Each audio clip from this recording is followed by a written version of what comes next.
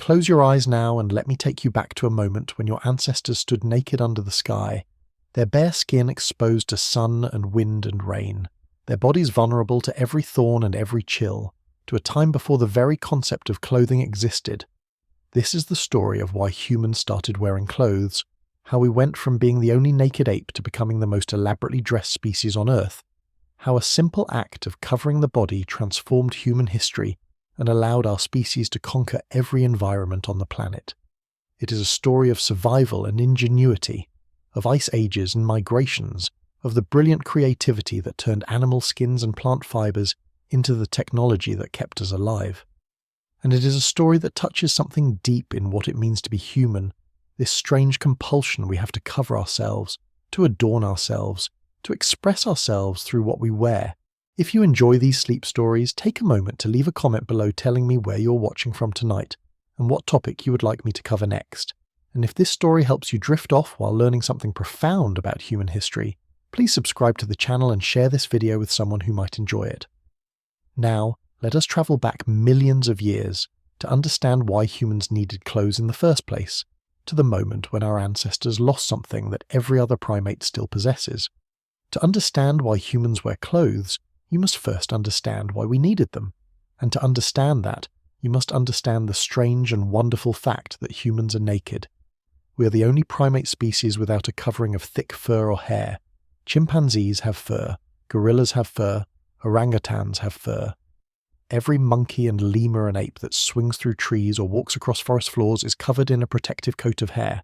But humans, alone among our relatives, are essentially hairless, our bodies covered only in a sparse scattering of fine, nearly invisible hairs that provide almost no protection from the elements. This nakedness is so familiar to us that we rarely stop to consider how strange it is. We think of ourselves as the pinnacle of evolution, the cleverest and most successful species on the planet, yet we are born without the basic protection that almost every other mammal enjoys. A newborn human cannot survive even a mild night outdoors without help. A newborn chimpanzee, wrapped in its mother's fur and its own, can withstand temperatures that would kill a human infant. Our nakedness is a vulnerability, a weakness, a biological puzzle that scientists have debated for more than a century. Why did we lose our fur?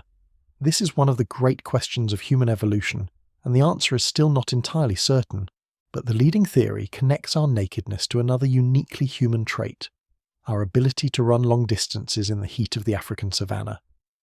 Humans are remarkable endurance runners. We cannot sprint as fast as a cheetah or a horse, but we can run for hours, even in the hottest conditions, covering distances that would exhaust almost any other animal. This ability, called persistence hunting, may have been crucial to our ancestors' survival, allowing them to chase prey until it collapsed from heat exhaustion. The key to this endurance is sweating. Humans have more sweat glands than almost any other mammal, distributed across nearly our entire body surface. When we run, we sweat, and as the sweat evaporates, it cools our skin and prevents our body temperature from rising to dangerous levels. This cooling system is extraordinarily efficient, far more efficient than the panting that dogs and other furry animals use to cool down, but it only works if the sweat can evaporate, and a thick coat of fur would trap the sweat against the skin, preventing evaporation and defeating the purpose of the cooling system. So our ancestors faced a trade-off. They could keep their fur and stay warm, but they would overheat when they ran. Or they could lose their fur and become efficient runners, but they would lose the insulation that protected them from cold nights and harsh weather. Evolution chose running. Over millions of years, our ancestors gradually lost their body hair, becoming better and better at cooling themselves through sweating, becoming the endurance hunters who could run down prey on the African savanna. This transformation happened slowly, over hundreds of thousands or even millions of years. The fossil record cannot tell us exactly when our ancestors became hairless, because hair does not fossilize, but genetic evidence suggests that humans lost most of their body hair sometime between 1 million and 2 million years ago, during the time when our ancestors were adapting to life on the open savanna, leaving the forests where our earlier ancestors had lived. There may have been other reasons for losing our fur as well. One theory suggests that hairlessness helped our ancestors avoid parasites. Fur provides an excellent habitat for lice, fleas, ticks, and other parasites that can spread disease.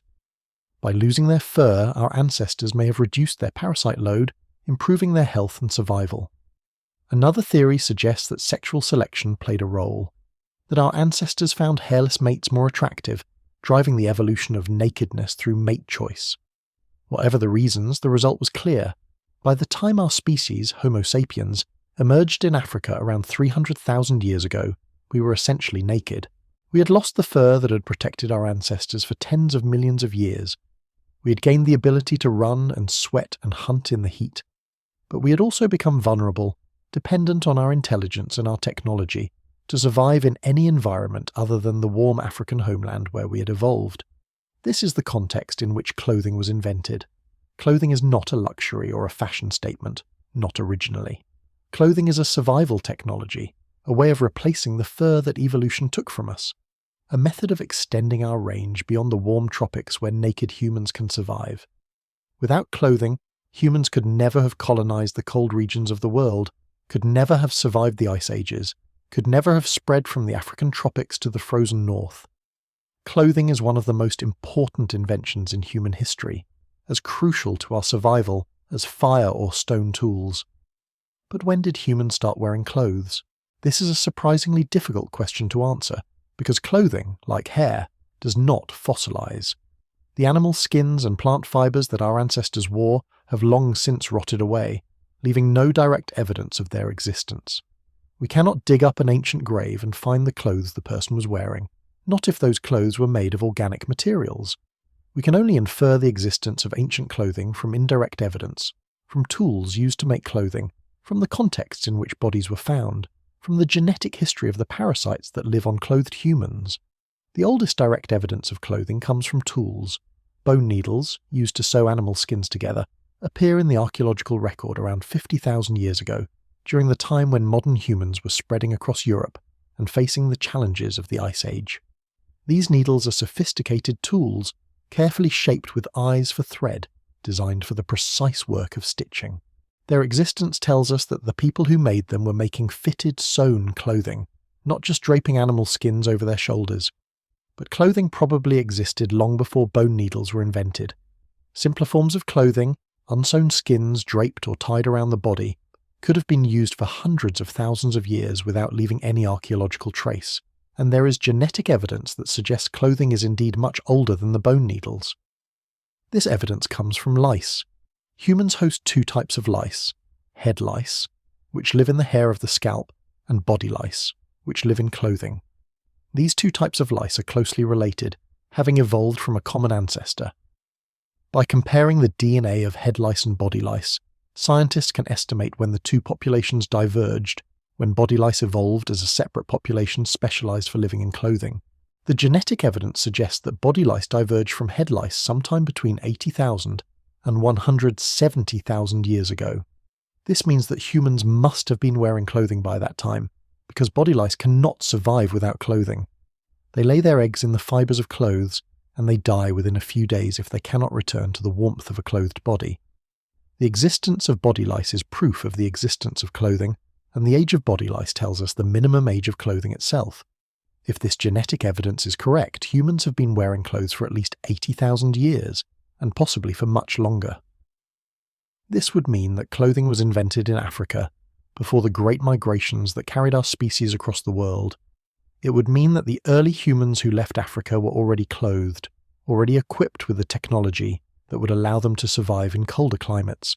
It would mean that clothing is not just a response to the Ice Age, but an invention that preceded it, that made it possible for humans to survive the Ice Age when it came. Let me take you back to those early days of clothing, to imagine what it might have been like when our ancestors first began to cover their naked bodies. Picture the African landscape perhaps 100,000 years ago. The world is in the grip of an ice age, though in Africa the effects are felt mainly as changes in rainfall rather than temperature. The climate is drier, the forests have shrunk, and the savannas have expanded. Humans live in small bands, hunting and gathering, moving across the landscape in search of food. These humans are anatomically modern, with bodies essentially identical to ours. They are intelligent, creative, capable of complex thought and communication. They make sophisticated stone tools, they control fire, they bury their dead with care and ceremony. They are fully human in every meaningful sense. but they are also naked. Their dark skin protects them from the African sun, but when night falls, when the wind blows cold from the highlands, when the rainy season brings chill and damp, they feel the vulnerability of their hairless bodies. They huddle around fires for warmth. They seek shelter in caves and overhangs. They suffer when the weather turns harsh. And then, at some point, someone has an idea. Perhaps a hunter, skinning an animal, notices how warm the fresh hide feels against bare skin. Perhaps a child, playing with a scrap of fur, wraps it around themselves and feels the comfort of warmth. Perhaps a mother, protecting her infant from the cold, tucks the baby against her chest and covers them both with a skin. However it happened, someone realizes that the skins of animals can provide the warmth that human skin cannot. This realization is the birth of clothing. It is the moment when humans begin to extend their capabilities beyond their biological limits, when they start using technology to overcome the vulnerabilities of their bodies. It is the same kind of breakthrough as the control of fire or the invention of stone tools, a moment when human intelligence transforms the conditions of human existence. The first clothes were probably simple, just animal skins draped over the shoulders or wrapped around the waist, held in place by the wearer's hands or by simple knots. They would have been crude by our standards, smelly and stiff and awkward, but they would have been warm. They would have provided protection against wind and rain, against thorns and insects, against the cold of night. They would have made life easier, more comfortable, more survivable, and once the idea of clothing existed, it would have spread. Humans are social creatures, quick to imitate and adopt useful innovations. A good idea in one band would spread to neighbouring bands, and from there to neighbouring bands of the neighbours, rippling outward across the human population. Clothing would have become universal, not because everyone independently invented it, but because everyone recognised a good idea when they saw it. As clothing spread, it would have improved. People would have experimented with different skins, discovering that some were warmer, some more flexible, some more durable. They would have developed techniques for preparing skins, for scraping away the fat and flesh, for treating the hide to make it soft and supple. They would have invented ways of fastening skins together, first with simple ties, and then with more sophisticated methods. Each improvement would have been shared, learned, passed down through generations, accumulating into a tradition of clothing manufacture that grew more sophisticated over time. The invention of clothing changed what was possible for humans. Before clothing, humans were confined to warm environments, to the tropical and subtropical regions where naked bodies could survive. After clothing, humans could go anywhere. They could venture into the highlands where nights were cold. They could survive the winter in temperate regions. They could eventually live in the frigid environments of the Ice Age North, in lands where no naked human could survive for a single night. Let me now take you to the Ice Age, to the time when clothing became not just useful but absolutely essential, when the difference between having clothes and not having them was the difference between life and death. The Ice Ages were a series of cold periods that gripped the Earth over the past 2.5 million years.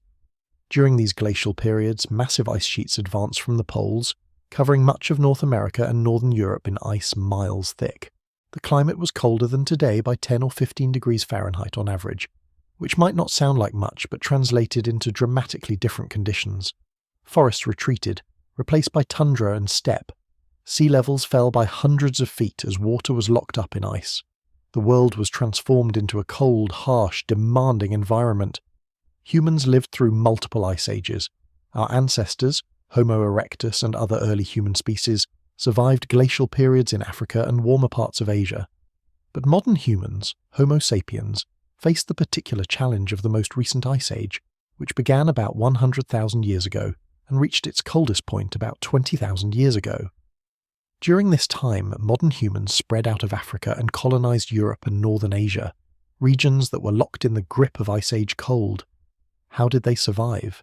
The answer is clothing, combined with fire, shelter, and the accumulated wisdom of generations of people who had learned to live in the cold. The people who lived in Ice Age Europe were not primitive savages shivering in caves. They were sophisticated cultures with advanced technologies, artistic traditions, and complex social organizations. They made their living by hunting the great animals of the Ice Age, mammoths and woolly rhinoceros, reindeer and wild horses, bison and muskox. These animals provided not just food, but also the raw materials for survival. Bones for tools and building, fat for fuel and light, and skins for clothing. The clothing of Ice Age people was carefully designed for survival in extreme cold. We know this from several sources of evidence. We have the bone needles that show they were sewing fitted garments. We have images carved in bone and painted on cave walls that show people wearing what appear to be parkas and trousers. We have the remains of people buried in positions that suggest they were wearing clothes, with stains or impressions in the soil where organic materials like leather decomposed. And we have the indirect evidence of survival itself. People lived in environments so cold that survival without clothing would have been impossible. The primary material for Ice Age clothing was animal skin, but not just any animal skin. Different animals provided skins with different properties, and Ice Age people learned to use each type for the purpose it was best suited for. Mammoth hide was thick and tough, excellent for outer garments that needed to resist wear and weather. Reindeer skin was lighter and more flexible, good for garments that needed to allow movement.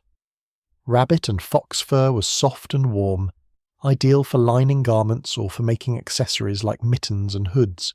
Wolverine fur was prized for trim around hoods and cuffs, because it resists the build-up of frost from breath better than other furs. The preparation of animal skins for clothing was a complex process that required skill and knowledge passed down through generations. Fresh skin, straight from the animal, is unsuitable for clothing. It is stiff, it rots quickly, it attracts insects and vermin. To become wearable, skin must be transformed through a series of treatments that can take days or weeks to complete. The first step was scraping. Using sharp stone tools, every trace of fat, flesh and membrane had to be removed from the inside of the skin. This was laborious work, requiring hours of careful scraping for a single hide. If any fat was left behind, it would rot and ruin the skin. If the scraping was too aggressive, it could damage the skin and make it weak. The skill of knowing exactly how much pressure to apply, exactly when the skin was properly cleaned, was learned through years of practice and transmitted from expert to apprentice. After scraping came softening. Untreated skin dries hard and stiff like cardboard. To make it supple enough to wear, it had to be worked repeatedly, stretched and twisted and rubbed until the fibers of the skin were broken down and the leather became soft and flexible. This process was called braining in many cultures, because animal brains were often used as a softening agent. The brain contains natural oils and lecithin that penetrate the skin fibers and keep them soft. A common saying in traditional cultures was that every animal has enough brains to tan its own hide. Smoking was often the final step in preparing leather. By hanging the prepared skin over a smoky fire, the leather could be made more resistant to water and less likely to stiffen if it got wet and dried again. The smoke also helped preserve the leather, making it last longer. Different types of wood produced different colours of smoke-tanned leather, from light tan to deep brown. The entire process of turning raw animal skin into wearable leather might take a week or more for a single hide, and a complete set of winter clothing required multiple hides. The labour investment was enormous, but the result was clothing that could last for years with proper care, that could be repaired when it wore through. That could mean the difference between life and death in the harsh conditions of the Ice Age North. Once the leather was prepared, it had to be cut and sewn into garments. This is where the bone needles that appear in the archaeological record become crucial. A needle with an eye for thread allows the creation of tight, even stitches that hold pieces of leather together securely. Without needles, clothing would have been limited to draped or tied skins, which would have been far less effective at keeping out cold and wind. The thread used for sewing was typically sinew, the tough fibrous tissue that connects muscles to bones. Sinew from large animals like reindeer or mammoth was carefully extracted, dried, and split into fine threads.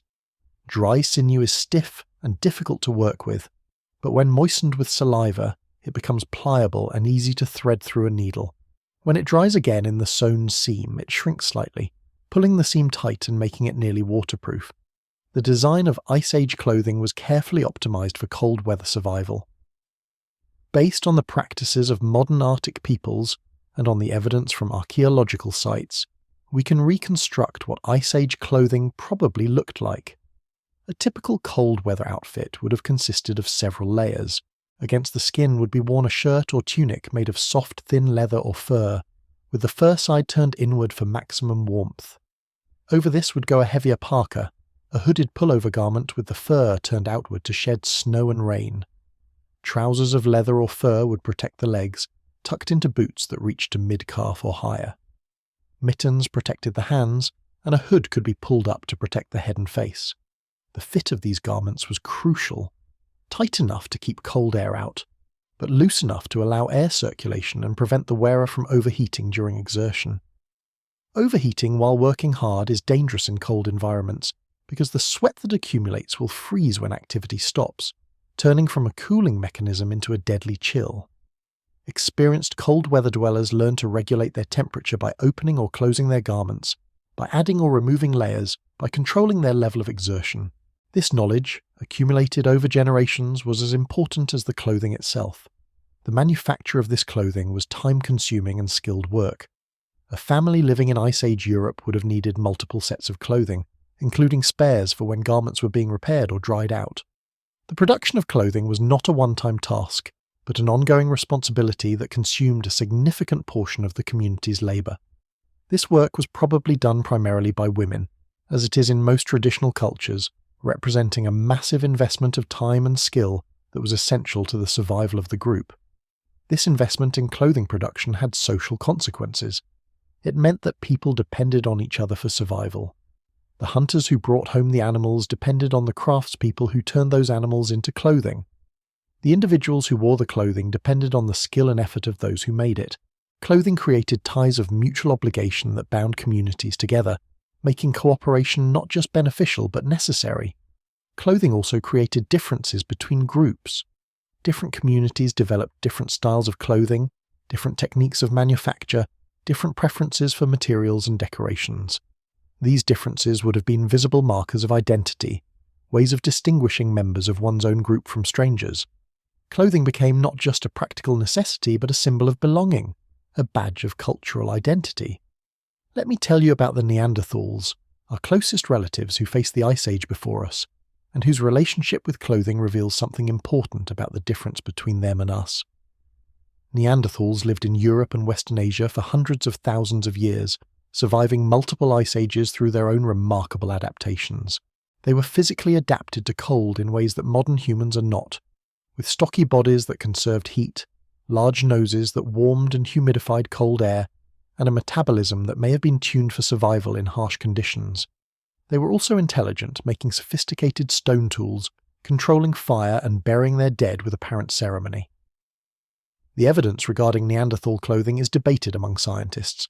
Archaeologists have never found a bone needle at a Neanderthal site, which suggests that Neanderthals may not have made the same kind of fitted sewn clothing that modern humans made. However, this does not mean Neanderthals went naked.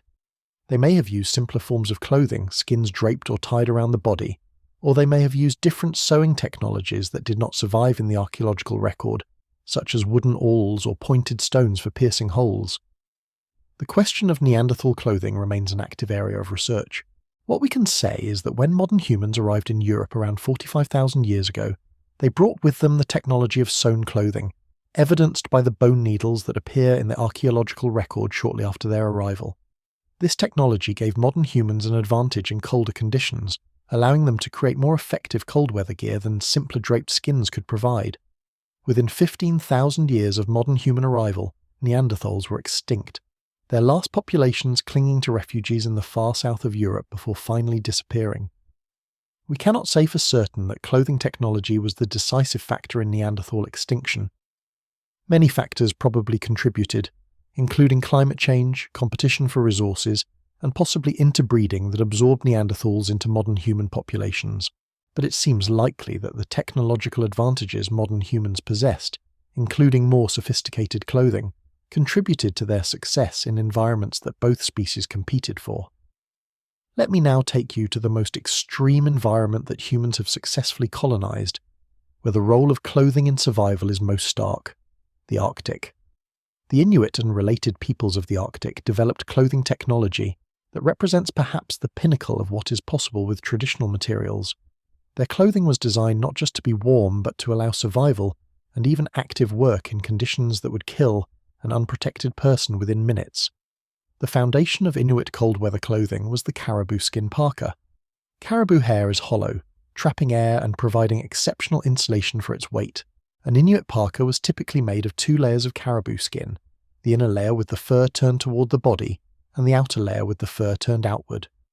This double-layer construction created a pocket of warm air next to the body, while presenting a fur surface to the elements that shed snow and resisted wind. The fit and construction of the parka were carefully designed. The hood was large enough to provide a pocket of warm air around the face, with fur trim around the opening that reduced the turbulence of wind across the face opening. The sleeves were roomy enough to allow the arms to be withdrawn inside the body of the parka, so that the hands could be warmed against the body during extreme cold. The hem was long enough to provide protection when sitting or kneeling on ice. Below the parka, trousers of caribou or polar bear skin protected the legs. These trousers were designed to allow freedom of movement for walking, running, and working, while providing insulation comparable to the parka. Tucked into the trousers were boots, remarkable constructions of multiple layers and materials. Inuit boots, called mukluks or kamiks, were among the most sophisticated items of traditional clothing ever developed.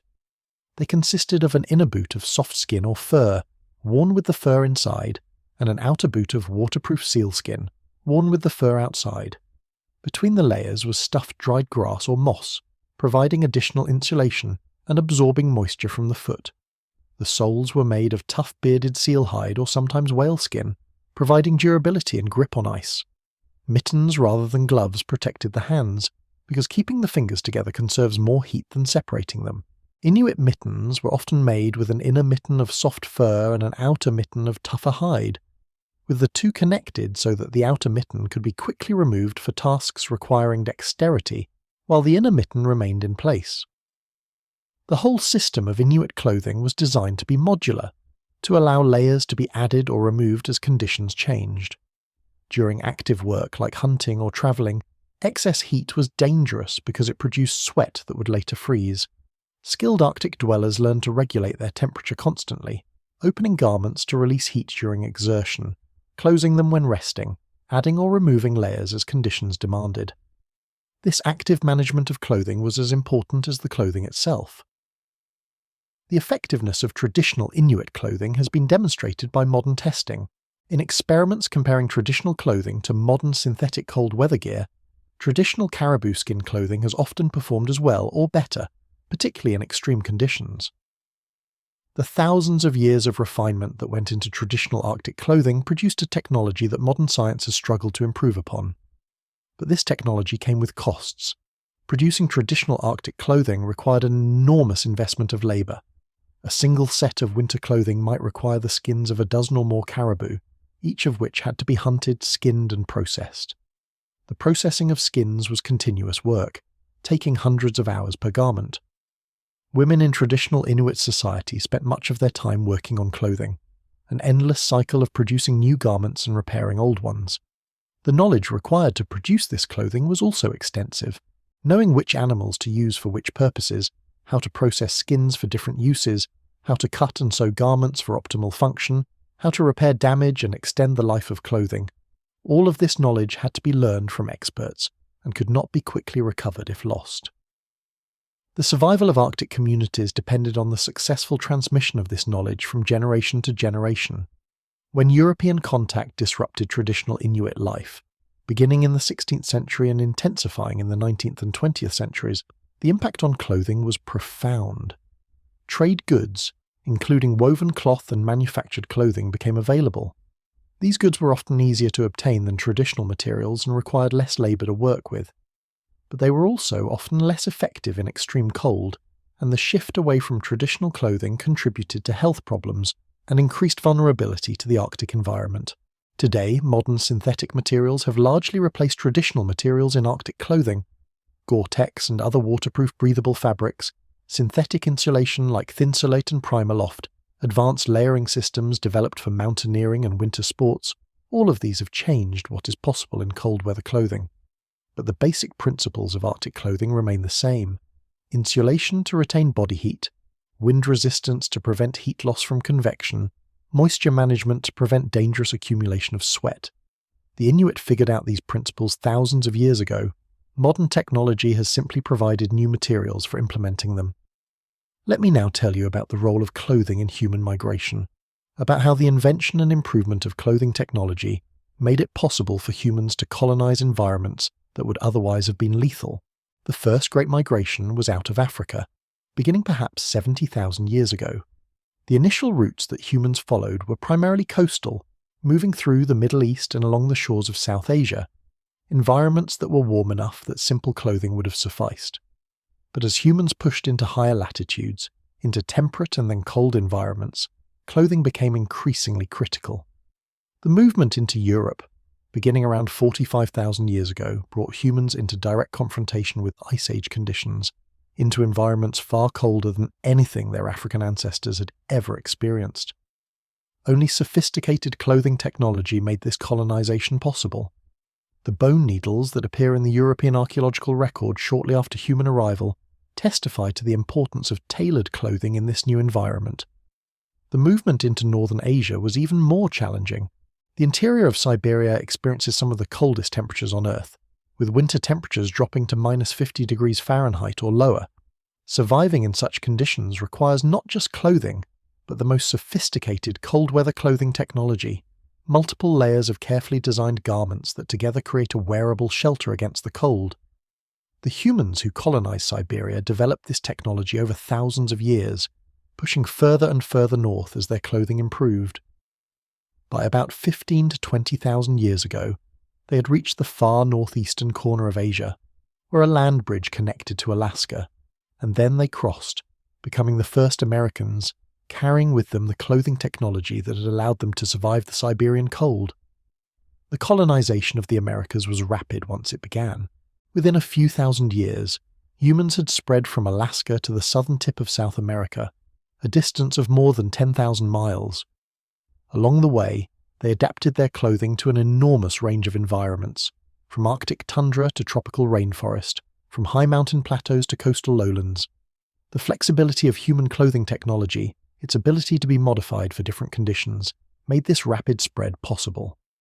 Let me take you forward in time now, from the Ice Age to the warming world that followed, to see how clothing evolved as human societies changed.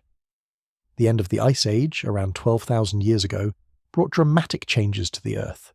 The great ice sheets retreated, the climate warmed, sea levels rose, forests spread across lands that had been tundra, and the great herds of Ice Age animals declined or disappeared. The woolly mammoth, the woolly rhinoceros, the giant bison, all went extinct, taking with them the massive hides that had clothed Ice Age people. Humans adapted. In warmer regions, the need for heavy fur clothing diminished. People could survive with less, with lighter garments made from thinner skins or from plant fibers. In regions that remained cold, people found new sources of materials. Reindeer and caribou replaced mammoth. Sea mammals provided skins in coastal areas. New techniques allowed the use of smaller animals that would have been impractical during the Ice Age. But the most dramatic change in clothing came with the invention of agriculture. When humans began to farm, beginning about 10,000 years ago in the Middle East and independently in several other regions, they gained access to new materials for clothing. The most important of these was fibre from plants. Plants had been used for clothing before agriculture, but only in limited ways. Wild plant fibres are difficult to gather in quantity, and most plants do not produce fibres suitable for textile production. Archaeological evidence shows that people were working with wild plant fibres very early, with twisted wild flax fibres found at sites dating back more than 30,000 years. But these early uses were limited. It was only with the domestication of fibre-producing plants that large-scale textile production became possible. Flax was one of the first plants to be domesticated, and it produces fibres that can be spun into linen thread and woven into cloth. Linen is strong, smooth, and cool against the skin, making it ideal for hot climates. It became the principal clothing material of ancient Egypt, where it was produced in enormous quantities for both the living and the dead. Cotton was domesticated independently in at least 3 different places: the Indus Valley of South Asia, Peru and other parts of South America, and Mexico. Cotton is comfortable against the skin, absorbs moisture well, and can be woven into fabrics ranging from thin and gauzy to thick and sturdy. It eventually became the dominant textile fibre in much of the world. Wool is perhaps the most important animal fibre used for clothing after the development of herding. Sheep were domesticated in the Middle East around 10,000 years ago, initially for meat and milk. But sheep also grow a thick coat of fibre that can be sheared, spun, and woven into cloth. Wool has remarkable properties. It is warm even when wet. It can absorb a great deal of moisture without feeling damp. It resists fire, and it can be felted into dense, waterproof material without any weaving at all. Woolen cloth became the foundation of clothing in much of Europe and Western Asia, from the Bronze Age through the Industrial Revolution and beyond. Silk is the most luxurious of natural fibres, produced by silkworms as they spin their cocoons. The production of silk was invented in China at least 5,000 years ago and was kept as a closely guarded secret for centuries. Silk was so valuable that it gave its name to the trade routes that connected China with the Mediterranean, the Silk Road along which caravans carried this precious fabric to eager markets in the West.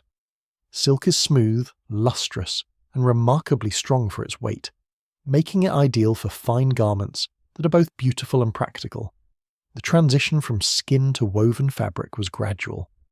For thousands of years after the invention of weaving, many people continued to wear animal skins, especially in colder regions where plant fibres were not available or not warm enough.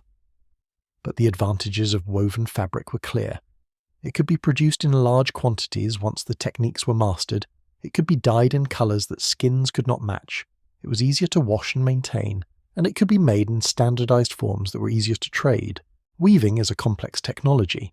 It requires first the production of thread, typically by spinning fibre on a spindle or later on a spinning wheel. The thread must be prepared for weaving, often by dyeing it to add colour. The actual weaving requires a loom, a device that holds the threads in place while other threads are interlaced through them. Early looms were simple, but over time they became increasingly sophisticated, capable of producing complex patterns and fine fabrics. The labour required to produce woven cloth was enormous. Spinning thread was particularly time-consuming, occupying countless hours of labour in traditional societies. A single garment might represent weeks of spinning, plus additional time for weaving, cutting and sewing. This labour was often invisible, performed in homes and rarely counted in economic calculations, but it was essential to the functioning of society.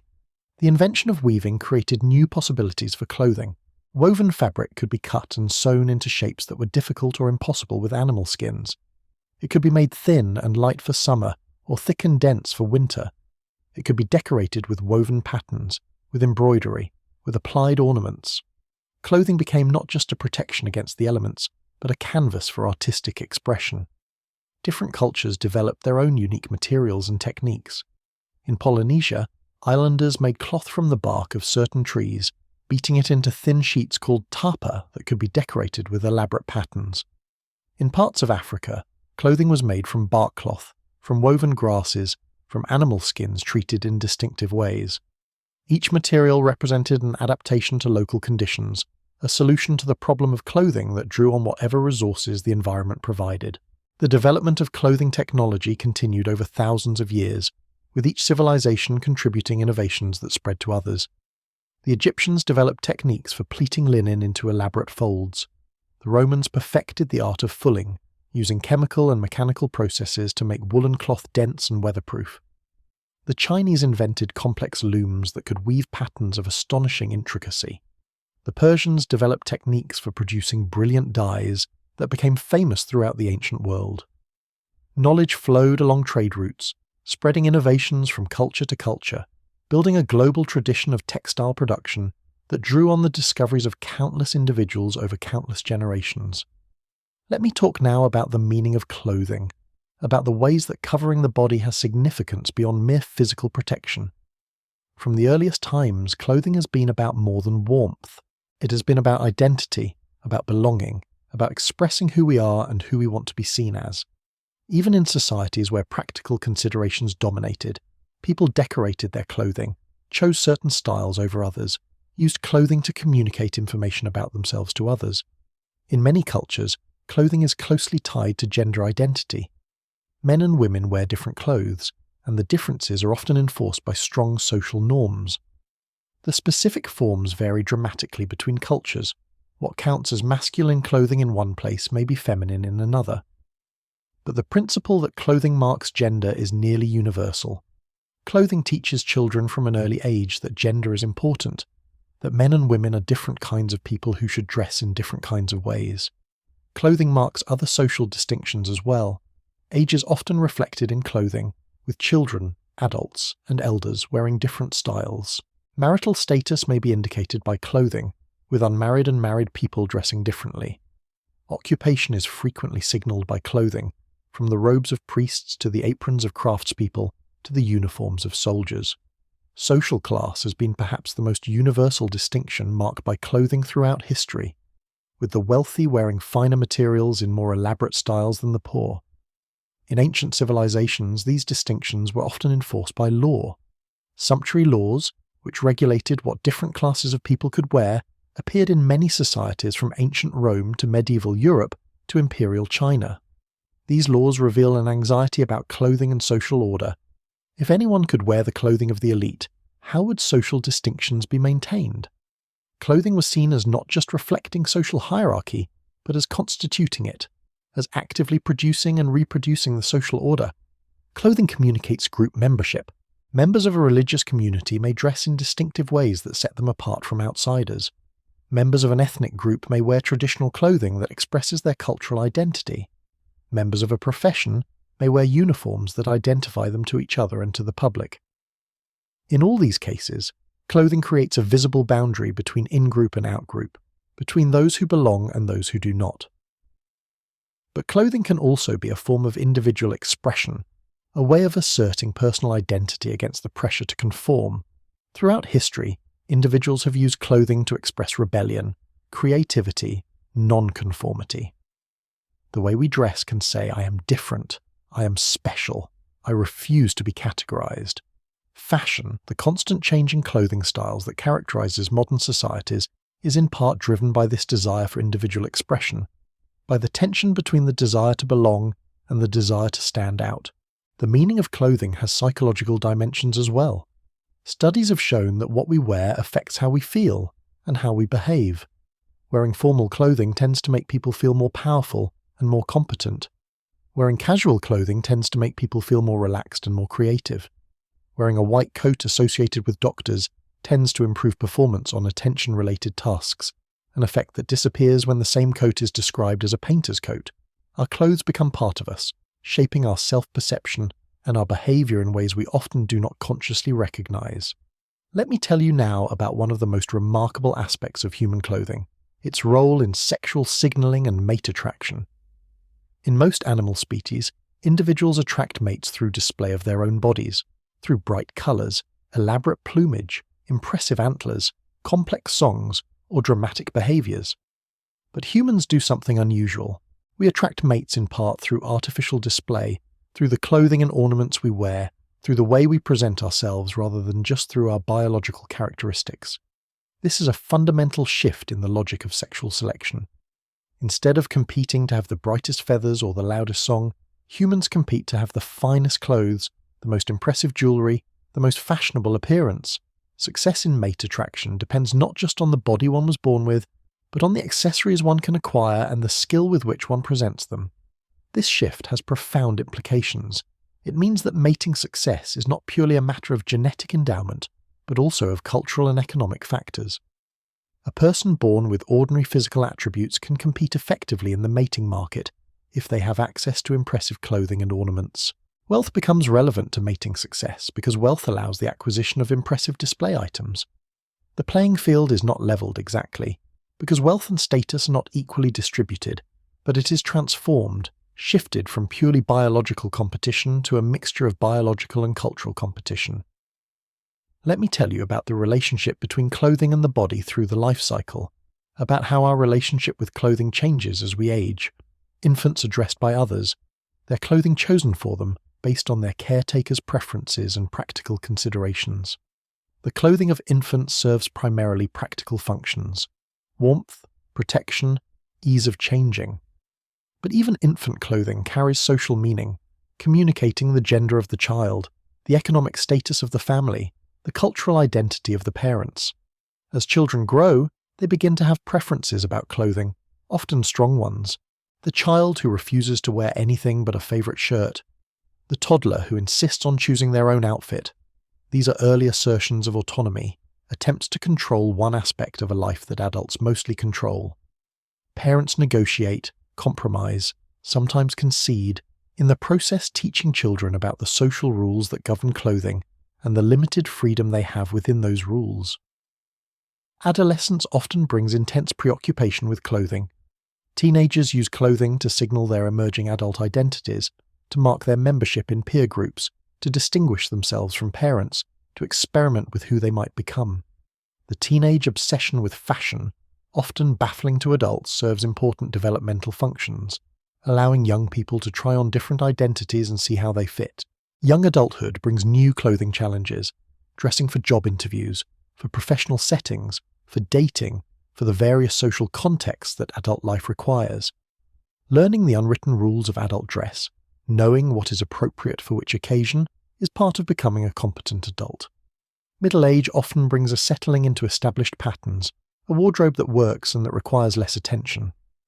The urgent identity questions of youth have been resolved, or at least tabled, and clothing can become more purely functional. But middle age can also bring new clothing challenges. Bodies that change in unwelcome ways, fashions that no longer seem appropriate, the sense that one has aged out of certain styles. Old age brings its own relationship with clothing. The practical challenges increase as bodies become less able, as buttons become harder to manage, as the need for warmth increases. But old age can also bring a certain freedom, a release from the demands of fashion, a willingness to wear what is comfortable without worrying about what others think. Throughout the life cycle, clothing marks our passage through time. The clothing we wore at important moments becomes invested with memory. The wedding dress, the graduation gown, the outfit worn to a job interview or a first date. Looking at old photographs, we remember not just the events but the clothing, the way we presented ourselves at different points in our lives. Clothing becomes a kind of diary, a record of who we have been. Let me tell you now about clothing and death, about the role of dress in how humans deal with mortality. In most cultures, the dead are dressed with care, the bodies prepared, cleaned and clothed, often in special garments reserved for this purpose. In Western cultures, the dead are typically dressed in their best clothes, presented as if at a formal occasion. In other cultures, special shrouds or wrappings are used, garments that are made specifically for burial and that mark the transition from living to dead. This dressing of the dead serves multiple functions. It shows respect for the person who has died, treating their body with the dignity that clothing represents. It prepares the body for viewing, making it presentable to those who come to mourn. It may reflect beliefs about the afterlife, providing the dead with what they will need in the next world. And it helps the living accept the death, making the lifeless body look more like the living person they remember. In ancient Egypt, the dead were clothed elaborately, wrapped in linen bandages and provided with clothing for the afterlife. Pharaohs were buried with complete wardrobes, garments that would serve them in the next world. The preservation of these burial clothes has given us much of what we know about ancient Egyptian textiles, a window into a civilization's relationship with fabric. In China, traditional burial customs included paper clothing, intricately made garments that were burned at the funeral so that their essence would reach the dead in the spirit world. This practice continues today, with paper replicas of modern items, including clothing, burned for ancestors who are believed to use them in the afterlife. The clothing of the dead speaks to the clothing of the living, reminding us that our garments will outlast us, that the fabric that touches our skin today may someday dress our corpse or be passed on to those who survive us. The empty shoes of someone who has died, the closet full of clothes that will never be worn again. These images capture something of the strange relationship between clothing and mortality. Let me speak about clothing and the sacred, about the role of dress in religious practice. Many religions prescribe specific clothing for worship or for everyday life. These prescriptions may be detailed and specific, covering every aspect of dress, or they may be limited to particular items or occasions. But the principle that dress matters to the divine, that how we clothe our bodies has spiritual significance, is widespread across human cultures. In Judaism, various items of clothing have religious significance. The talit, or prayer shawl, is worn during morning prayers. The kippah, or skull cap, covers the head as a sign of respect for God. Orthodox Jewish men may wear tzitzit, fringed garments, as a reminder of the commandments. Orthodox Jewish women may cover their hair after marriage. These items of dress mark the boundaries of the community and the obligations of its members. In Islam, modesty in dress is prescribed for both men and women, though the specific requirements vary between traditions and interpretations. The hijab, or headscarf, worn by many Muslim women, is perhaps the most visible expression of Islamic dress in Western countries and has become a symbol both of religious devotion and of debates about religion and public life. The full body coverings worn in some Muslim traditions represent the most extensive forms of religiously prescribed dress. In Christianity, special vestments are worn by clergy during worship, garments that date back centuries and that carry accumulated layers of meaning. The white robe of baptism symbolizes purity and new life. The nun's habit marks separation from the secular world. The plain dress of Amish and some Mennonite communities rejects the vanity of fashion in favor of humility and conformity to tradition. In Hinduism, specific garments are prescribed for various occasions and stages of life. The sari, the traditional garment worn by many Hindu women, varies in how it is worn by region and occasion. Colour has religious significance, with white for mourning, red for weddings, and saffron for renunciation. These religious dress practices serve multiple functions. They mark membership in a religious community, distinguishing believers from others. They enact religious values, making abstract beliefs concrete and visible. They create solidarity among believers who recognize each other by their dress. And they shape the wearer's consciousness, serving as constant reminders of religious identity and obligation. Let me tell you about clothing and power, about how dress has been used to assert and resist domination throughout human history. Those in power have always used clothing to mark their status and to distinguish themselves from those they rule. The elaborate costumes of kings and emperors, the uniforms of military and police, the robes of judges and priests, all of these use clothing to make power visible, to embody authority in fabric and form. To see such clothing is to see power.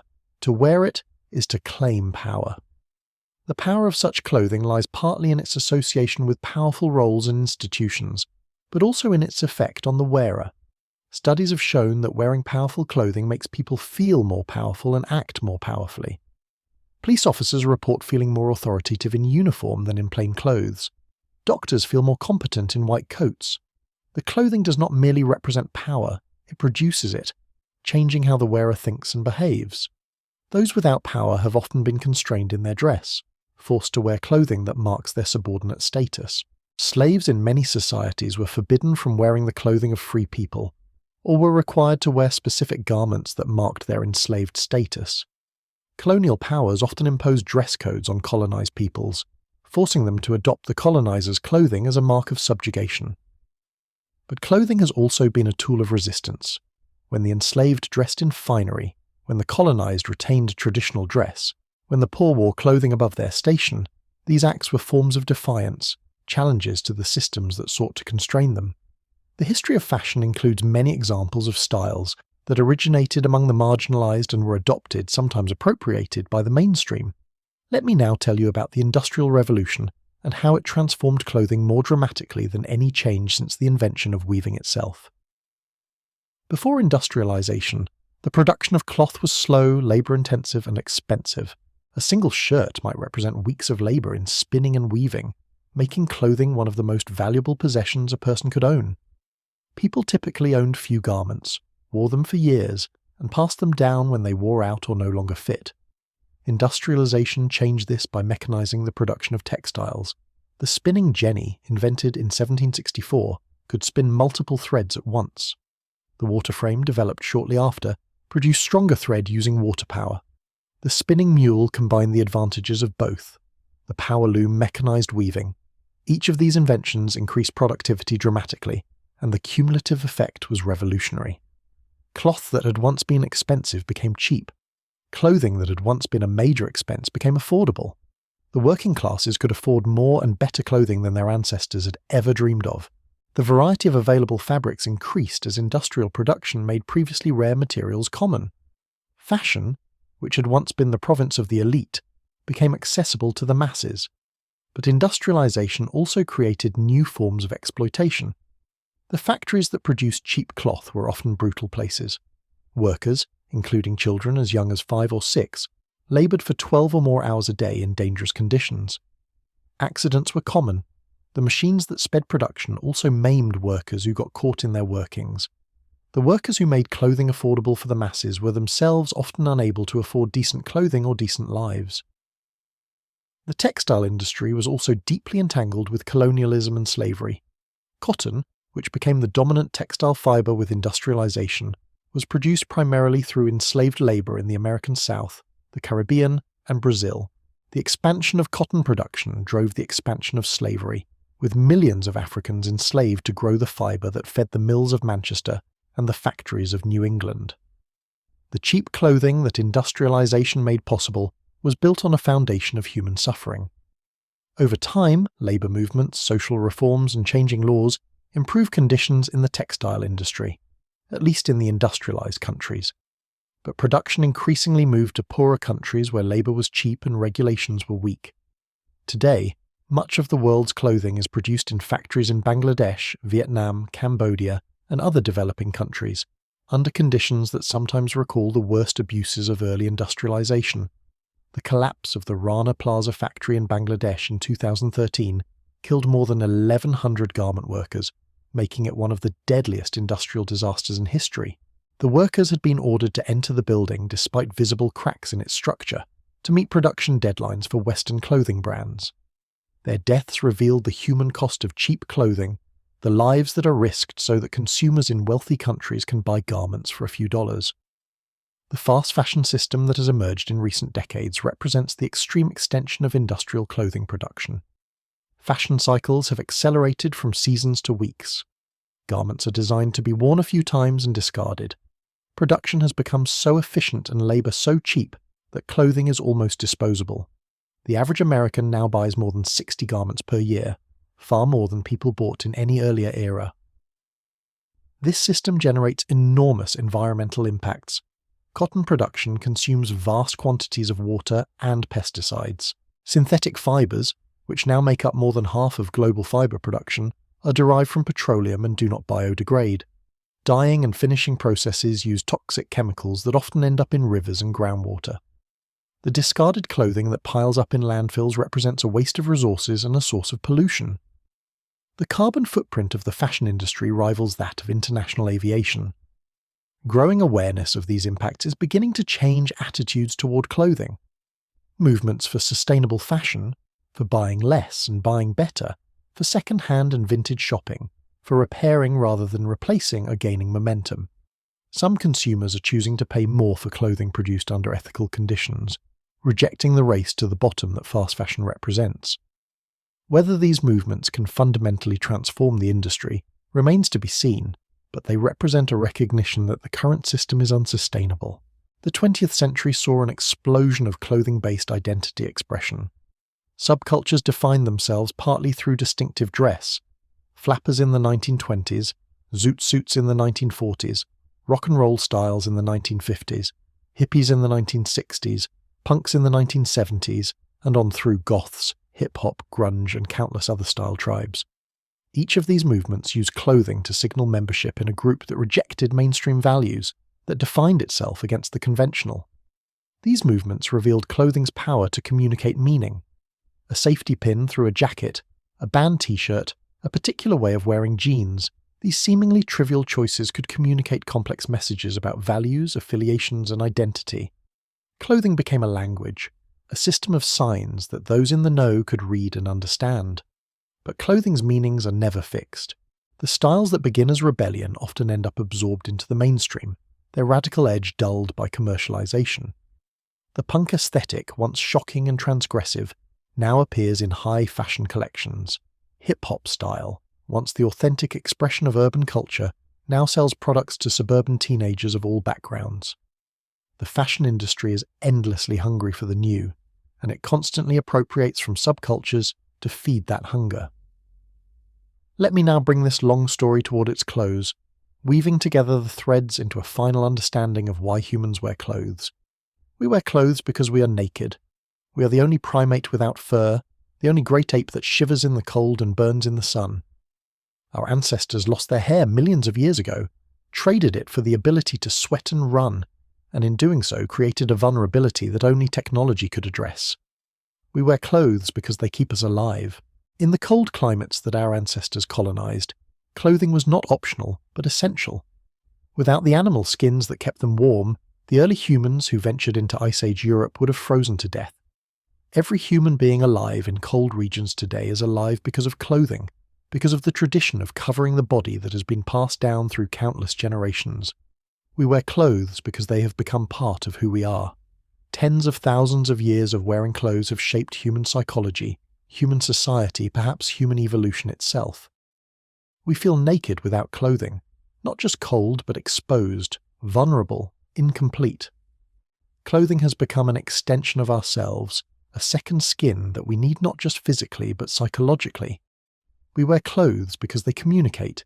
They tell the world who we are, where we belong, what we value. They signal our status and our aspirations, our conformity and our rebellion. They speak a language that everyone understands, even when they cannot articulate its grammar. We wear clothes because they are beautiful. The textures and colours, the patterns and shapes, the play of fabric and light, all of these offer aesthetic pleasures that humans have cultivated for tens of thousands of years. Clothing is one of the oldest forms of human art, a canvas that we carry with us, a constant opportunity for creative expression. And we wear clothes because everyone else does, because we were born into cultures where clothing is normal and expected, because we learned from infancy that covering the body is what humans do. The norms may be arbitrary in some sense, different in different cultures, changeable over time, but they are deeply ingrained, shaping our behaviour and our feelings in ways we rarely examine.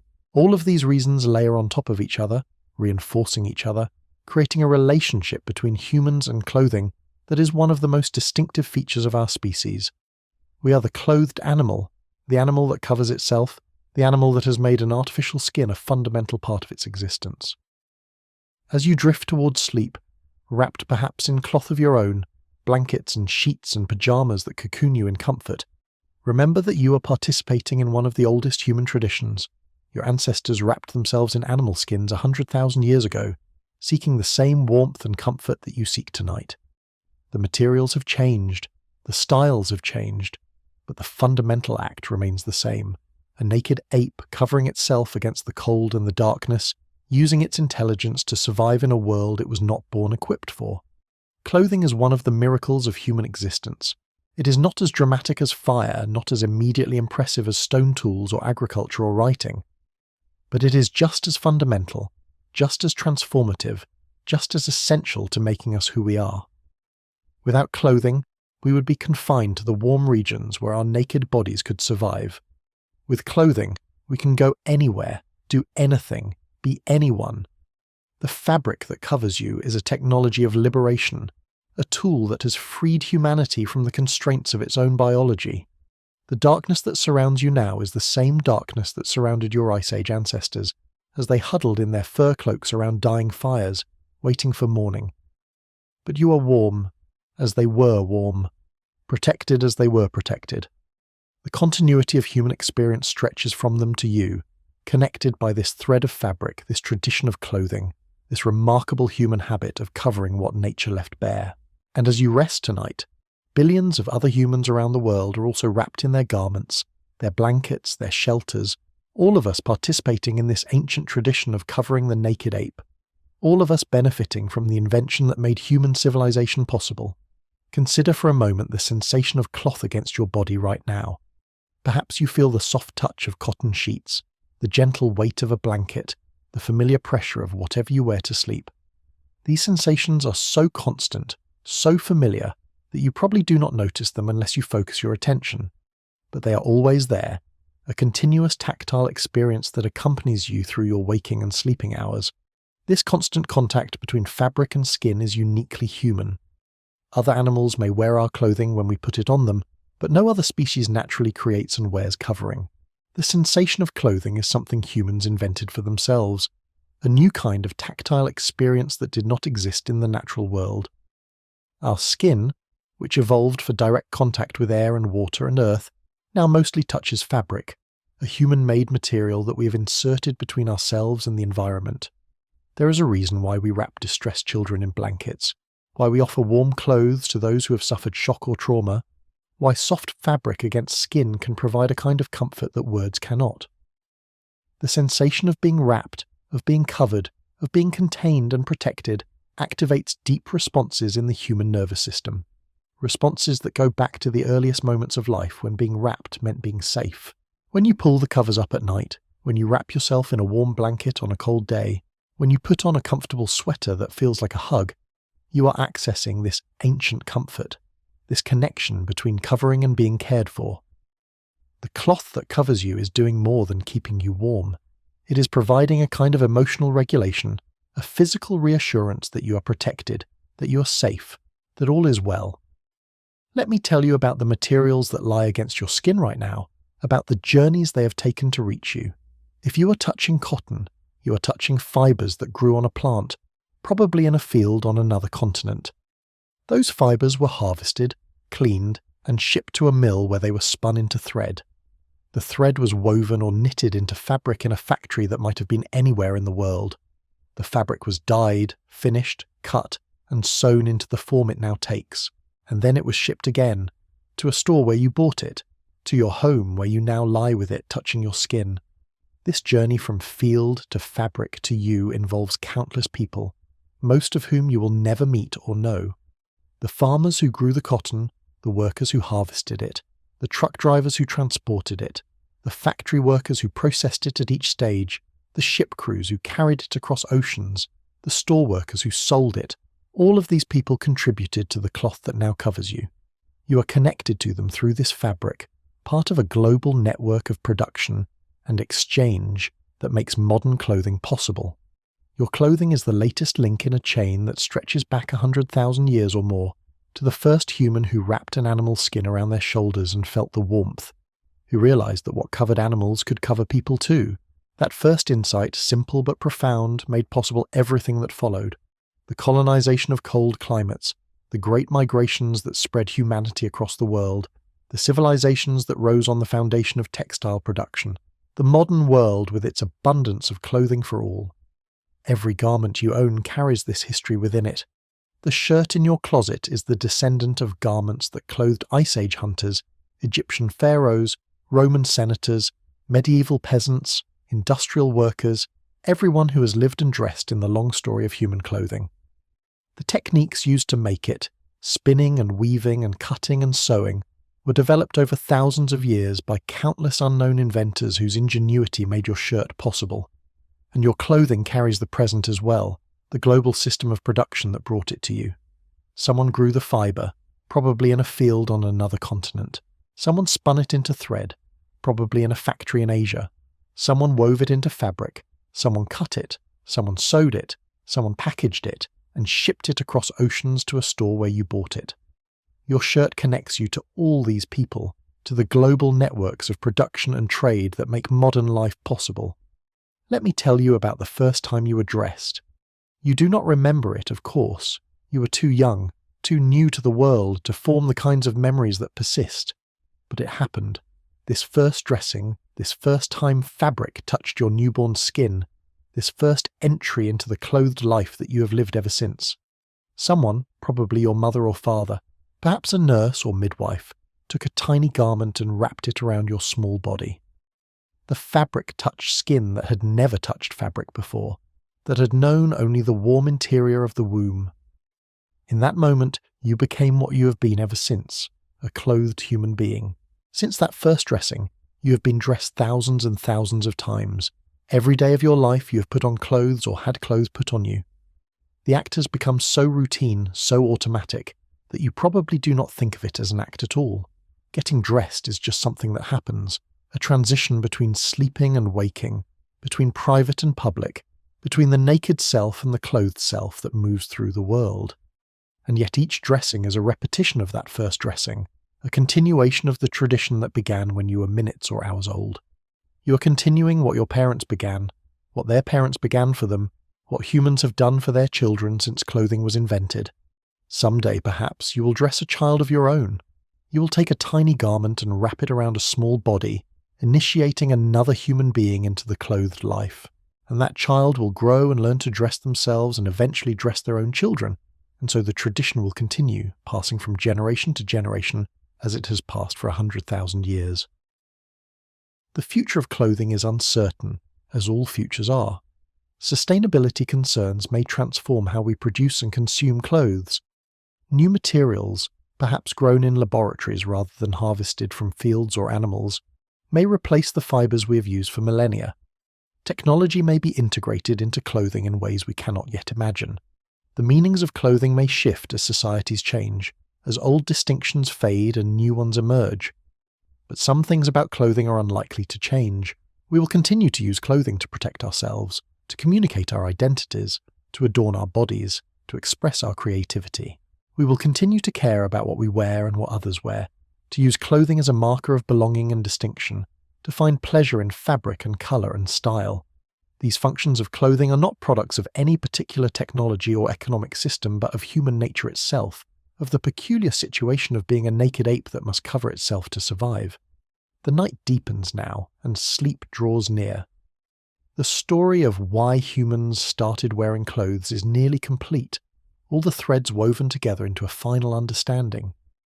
You are lying now, clothed probably, covered certainly by blankets or sheets, wrapped in the fabric that humans have used for warmth and comfort for as long as we have been human. The material might be cotton, descendant of fibres that were domesticated 10,000 years ago. It might be synthetic, a product of modern chemistry that would have seemed miraculous to any earlier generation. Whatever it is, it connects you to the long human tradition of covering the body, of creating a second skin from the materials of the world. Your skin is beautiful, whatever its colour or condition. It is the boundary between you and the world, the organ of touch and sensation, the surface that clothing covers and protects. The clothing that lies against it now is doing what clothing has always done, keeping you warm, keeping you safe, keeping you comfortable through the long hours of night. Rest now, wrapped in that comfort. Rest knowing that the fabric that covers you is doing what fabric has always done for humans, protecting them from the elements and from the fears that come with being small and vulnerable in a large and dangerous world. The cloth holds you as you have been held, from your first moments of life to this moment now. The story of why humans started wearing clothes is your story. It is written in the fabric that touches your skin right now, in the blankets that cover you, in the shelter that protects you. It is a story of survival against the odds, of ingenuity in the face of vulnerability, of the remarkable human ability to transform limitation into opportunity. You are the heir of all that endurance. You carry the legacy of all those ancestors who figured out how to survive, who invented the technologies that kept them alive, who passed on their wisdom so that you could be here now. You are never alone in your clothing. Every garment you wear connects you to the hands that made it, to the people who grew and harvested and processed its materials, to the designers who shaped its form, to the workers who cut and sewed it together. Your clothing is a network of human connections, invisible but real, spanning continents and oceans to touch your skin. You're never alone in the tradition of clothing either. Every human being who has ever lived since clothing was invented has shared this experience with you, this daily act of covering the body, this constant companion of fabric against skin. Kings and peasants, saints and sinners, your own ancestors and people on the other side of the world, all of them have known what you know, the feeling of being clothed, the comfort of covering, the protection of a second skin. The cloth that covers you is a connection. It connects you to the past, to all the humans who figured out how to survive by covering themselves. It connects you to the present, to all the humans alive right now who are also clothed. And it connects you to the future, to all the humans who will continue this tradition after you're gone, who will dress themselves and their children, who will carry forward what we have received. You are part of that connection. You belong to the great clothed family of humanity. You belong to something larger than yourself, a tradition that stretches back to the dawn of human culture and forward to whatever future awaits our species. The fabric against your skin is the touch of 100,000 years of human survival. The warmth that surrounds you is the gift of ancestors who learned to thrive in a world that did not make survival easy. The comfort you feel is the fruit of countless generations of ingenuity, passed down through time to reach you here, in this moment, in this darkness, in this rest. Tomorrow you will wake and dress and go out into the world clothed and ready. You will be, as every human has been, a creature who covers itself, who adorns itself, who presents itself to the world in fabric chosen for the day's demands. You will continue what humans have always done, what humans will always do for as long as we remain the strange naked apes who invented clothing to survive.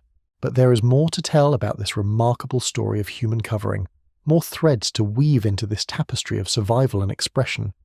let me tell you about the experience of wearing clothes, about how it feels to cover the body, and what that experience reveals about the relationship between humans and their garments. Most of us are so accustomed to wearing clothes that we barely notice them. Our clothing becomes invisible, a second skin that we forget we are wearing until something calls attention to it. A seam that digs in, a fabric that irritates, a temperature change that makes our clothes suddenly too warm or too cold. This invisibility is a testament to how well adapted we have become to wearing clothes, how seamlessly they integrate into our experience of being in the world. But when we do notice our clothes, when we pay attention to the sensation of fabric against skin, we discover a rich world of tactile experience.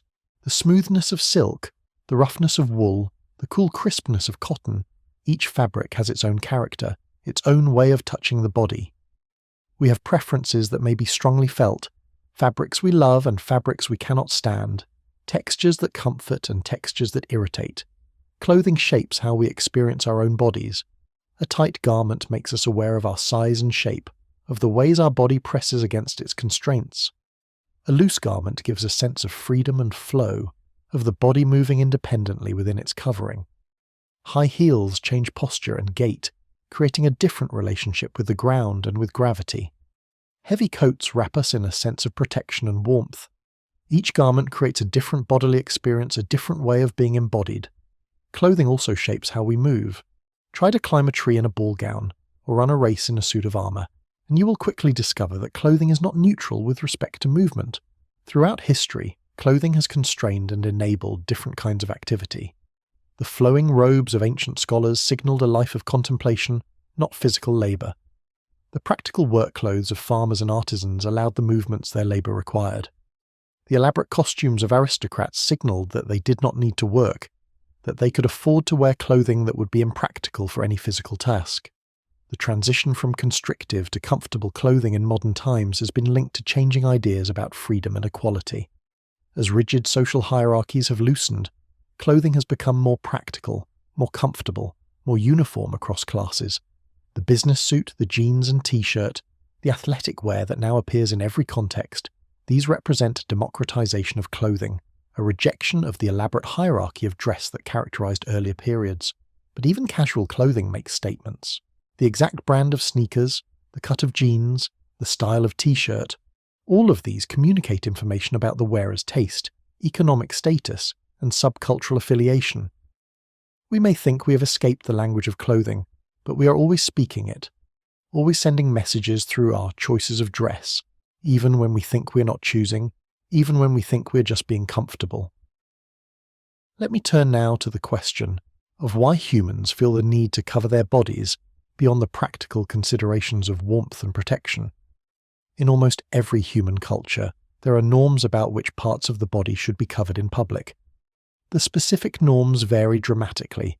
What is required to be covered in one culture may be required to be exposed in another, but the principle that some covering is required, that complete nakedness is inappropriate in most social contexts, is nearly universal.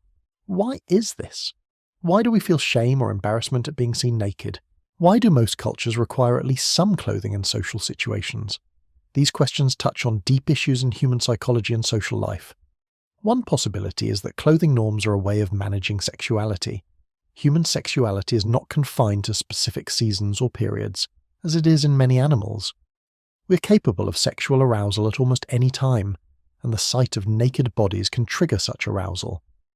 Clothing may serve to dampen sexual signaling in everyday life, to allow social interactions that are not charged with sexual tension. By covering the parts of the body most associated with sexuality, clothing makes possible the range of non-sexual social interactions that characterize human life. But this explanation is incomplete. Different cultures define the sexually charged parts of the body differently. In some cultures, women's hair is considered sexually provocative and must be covered, while in others it can be freely displayed. In some cultures, women's breasts are desexualized and can be exposed, while in others they must be carefully concealed. The specific associations between body parts and sexuality seem to be learned, not innate, suggesting that while the general principle of managing sexuality through clothing may be universal, its specific applications are cultural. Another possibility is that clothing norms are about social order more broadly. Nakedness represents a kind of vulnerability, a stripping away of the social roles and status markers that clothing provides. To require clothing is to require that people present themselves as social beings, as occupants of social roles, as members of a community with rules and expectations. Nudity threatens this social order by reducing people to their biological bodies, stripping away the cultural overlay that makes social life possible. This interpretation helps explain why nakedness is often associated with liminal states, with transitions between social positions. Newborns are naked because they have not yet entered the social world. The dead are often buried naked or in special garments because they are leaving the social world. Initiates in many cultures are stripped naked as part of rituals that transition them from one social status to another. Nakedness marks the space between social roles, the vulnerability of the transition. It also helps explain why enforced nakedness is used as a tool of degradation and humiliation. To strip someone naked is to deny them their social identity, to reduce them to a bare body, to assert power over them in the most fundamental way. The nakedness of slaves, of prisoners, of victims of torture is not just about physical exposure. It is about the destruction of social personhood, the assertion that this person has no role, no status, no claim to the dignity that clothing represents. The feelings we have about nakedness, the shame and embarrassment that most people feel at being seen naked, may be partly innate and partly learned. Very young children typically show no shame about nudity. The feeling that nakedness is embarrassing develops as children grow and absorb the norms of their culture. But the readiness to learn these norms, the easy acquisition of clothing-related shame, suggests that we may be predisposed to develop such feelings, that there is something in human psychology that is primed to connect nakedness with vulnerability and exposure. The relationship between clothing and shame is complicated by the fact that humans also enjoy nakedness in certain contexts. The pleasure of swimming nude, of sunbathing without clothes, of being naked in intimate settings, all of these suggest that nakedness is not simply shameful, but can also be liberating, pleasurable, a relief from the constraints that clothing normally imposes. The same nakedness that is shameful in one context can be delightful in another, suggesting that the shame is not about the body itself, but about the social context in which it is exposed. Let me tell you now about the beauty of clothing, about the aesthetic dimension that makes dress more than mere covering. Humans have always made their clothing beautiful. Even the earliest evidence of clothing from the Ice Age and before includes evidence of decoration, of effort invested not just in function but in form. Beads, pigments, patterns, all of these appear as early as we can trace the history of dress. The impulse to make clothing beautiful seems as fundamental as the impulse to make clothing at all. What makes clothing beautiful? The question has no single answer, because standards of beauty vary across cultures and across time. But some elements appear repeatedly. Colour is important in almost every tradition. The ability of dyed fabric to display hues more vivid than nature typically provides. Pattern is important, whether woven into the fabric or applied to its surface. Texture matters. The play of light on different surfaces, the feel of different materials, fit and form matter, the way a garment shapes and displays the body. Movement matters, the way fabric drapes and flows and responds to the body's motion. The beauty of clothing is not separate from its other functions but intertwined with them. A beautiful garment communicates wealth or status or taste. It attracts attention, attracts mates, attracts admiration. It gives pleasure to the wearer, a daily aesthetic experience that enriches life. The beauty is not frivolous but functional, part of what clothing does for those who wear it. Fashion, the changing standards of what is beautiful in dress, is often dismissed as superficial, as trivial compared to the serious matters of life. But fashion is also a form of collective creativity, a constant experiment in aesthetic possibility. The fashion designers who create new styles, the early adopters who try them, the mainstream who eventually embraces them, all of these are participating in a collaborative art form, a constantly evolving expression of human creativity. Of course, fashion has its dark sides, the waste of constant change, the pressure to conform to impossible standards, the exploitation of workers who make fashionable clothing, the environmental costs of an industry driven by novelty. These are real problems that demand attention, but they do not negate the genuine creativity and beauty that fashion also involves. As with so much in human life, The challenge is to preserve what is valuable while addressing what is harmful. Let me tell you about clothing and climate, about how humans have adapted their dress to the enormous range of environments they have colonized. The basic function of clothing is to regulate the body's relationship with the environment, to keep us warm when it's cold and cool when it is hot, to protect us from sun and rain and wind. Different climates pose different challenges, and humans have developed an extraordinary range of clothing solutions to meet them. In cold climates, the challenge is to retain body heat. This requires insulation, materials that trap air and prevent it from circulating away from the body. Fur and wool are excellent insulators because their structure creates millions of tiny air pockets. Down, the fluffy underlayer of bird feathers, is even better, providing more warmth for less weight than almost any other natural material. In the coldest environments, multiple layers of insulation are needed, creating a system that can be adjusted as conditions change. But insulation alone is not enough in cold climates. Wind can strip heat from the body even through insulating layers, so an outer layer that blocks wind is essential. Rain and snow can soak insulating materials, destroying their effectiveness, so water resistance is important. And the body generates moisture through sweating, even in cold conditions, so clothing must allow this moisture to escape, or it will accumulate and cause dangerous chilling. The best cold weather clothing systems balance all of these requirements, providing insulation, wind resistance, water resistance, and breathability in a combination that keeps the wearer warm and dry. In hot climates, the challenges are different. The body needs to shed heat, not retain it, so insulation is counterproductive. The sun can burn unprotected skin and cause dangerous overheating, so some covering is needed even when the temperature makes clothing uncomfortable. The body cools itself through sweating, so clothing must allow sweat to evaporate rather than trapping it against the skin. The solutions that different cultures have developed for hot climates are diverse. Loose, flowing garments that allow air to circulate while protecting from sun are common in desert regions. Light colours that reflect rather than absorb sunlight are preferred. Fabrics that wick moisture away from the skin and dry quickly help manage sweat.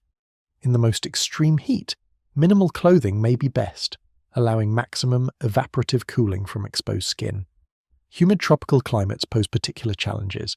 The air is already saturated with moisture, so sweat does not evaporate efficiently. Clothing can trap heat and humidity against the body, making the wearer even more uncomfortable. Traditional clothing in tropical regions is often minimal, providing coverage for social reasons while allowing maximum ventilation. Loose weaves that allow airflow, fabrics that do not cling when wet, designs that maximize exposure while satisfying modesty requirements. All of these are adaptations to tropical conditions. Rain is a challenge in many climates. Before the development of synthetic waterproof materials, people relied on natural water resistance. The lanolin in wool, the oils in treated leather, the tight weave of closely woven fabrics. Oilskin, fabric treated with oil to make it water resistant, was widely used for rain gear before modern materials became available. Today, synthetic fabrics like Gore-Tex can be both waterproof and breathable, keeping rain out while allowing body moisture to escape. But these materials are expensive and their production has environmental costs. The diversity of climate-adapted clothing around the world is a testament to human ingenuity. From the fur parkas of the Arctic to the cotton robes of the Sahara, from the bark cloth of tropical rainforests to the wool tweeds of rainy northern Europe, humans have found ways to clothe themselves appropriately for every environment on Earth. This adaptability has been crucial to our success as a species, allowing us to live in places that our naked bodies could never survive. Let me tell you about clothing and work, about how the garments we wear reflect and enable the labour we do. Throughout history, occupation has been one of the primary determinants of dress. The clothing of a farmer differs from the clothing of a merchant, which differs from the clothing of a priest, which differs from the clothing of a soldier. These differences are not arbitrary but reflect the different demands of different kinds of work, the different movements and environments and social contexts that different occupations involve. Work clothing must be functional. It must allow the movements that the work requires, protect against the hazards of the workplace, and withstand the wear and tear of labour. The blacksmith needs protection from sparks and heat. The farmer needs freedom of movement and resistance to dirt and moisture. The office worker needs clothing that presents a professional appearance while allowing comfortable sitting for hours at a time. Beyond function, work clothing communicates. It signals to others what kind of work you do, what role you play in the economic order, what your status and expertise are. The white coat of the doctor, the hard hat of the construction worker, the suit of the business executive, all of these are instantly recognizable symbols that communicate volumes of information about the wearer. Uniforms formalize this communicative function of work clothing. When an organization requires its members to wear the same clothing, it creates a visible identity for the group, distinguishing members from non-members and establishing a hierarchy within the organization. Military uniforms, with their elaborate systems of rank insignia, are perhaps the most developed example, but uniforms appear in many contexts: schools, hospitals, restaurants, airlines, and countless other organizations. The history of work clothing reflects the history of work itself. As labor has changed, so has the clothing of laborers. The shift from agricultural to industrial work brought new clothing requirements: protection from machinery, resistance to factory conditions, uniforms that identified workers with their employers. The shift from industrial to service and knowledge work has brought yet more changes. The rise of business casual, the blurring of boundaries between work and leisure clothing, the emergence of tech industry dress codes that reject traditional professional attire. The relationship between clothing and work is also a story of struggle. Workers have fought for the right to wear clothing that is safe and comfortable, resisting employers who impose dangerous or degrading dress requirements. Women have fought for the right to wear practical clothing rather than restrictive garments that limited their ability to work. People of colour have fought against dress codes that discriminated against their cultural expressions. The clothing we wear to work is not just a personal choice, but the product of historical conflicts over power and dignity in the workplace. Let me tell you about clothing and travel, about how dress has both enabled and been transformed by human movement across the globe. Travel poses special challenges for clothing. The traveller must be prepared for changing conditions, for weather and climate and social contexts that may differ dramatically from those at home. The traveller's clothing must be versatile, able to serve multiple purposes with limited luggage. And the traveller's clothing communicates, marking them as a stranger, as someone from elsewhere, as someone navigating an unfamiliar world. Throughout history, trade routes have been conduits not just for goods but for clothing styles and technologies. The Silk Road carried silk from China to Rome, transforming fashion across Eurasia. The Indian Ocean trade brought cotton textiles to Africa and spices to Europe, along with the clothing traditions that accompanied them. The Atlantic trade, despite its foundation in slavery and exploitation, created exchanges of clothing traditions between Africa, Europe, and the Americas that continue to shape fashion today. When different clothing traditions meet, they influence each other.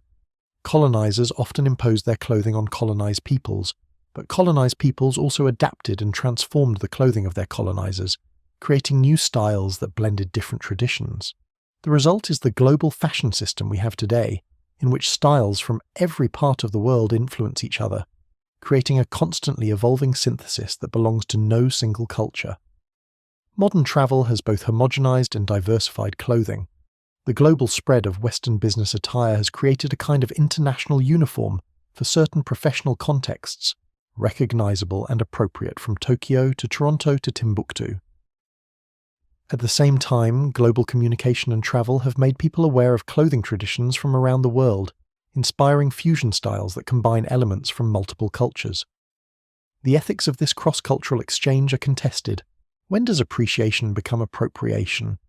When does borrowing from another culture honor that culture, and when does it exploit it?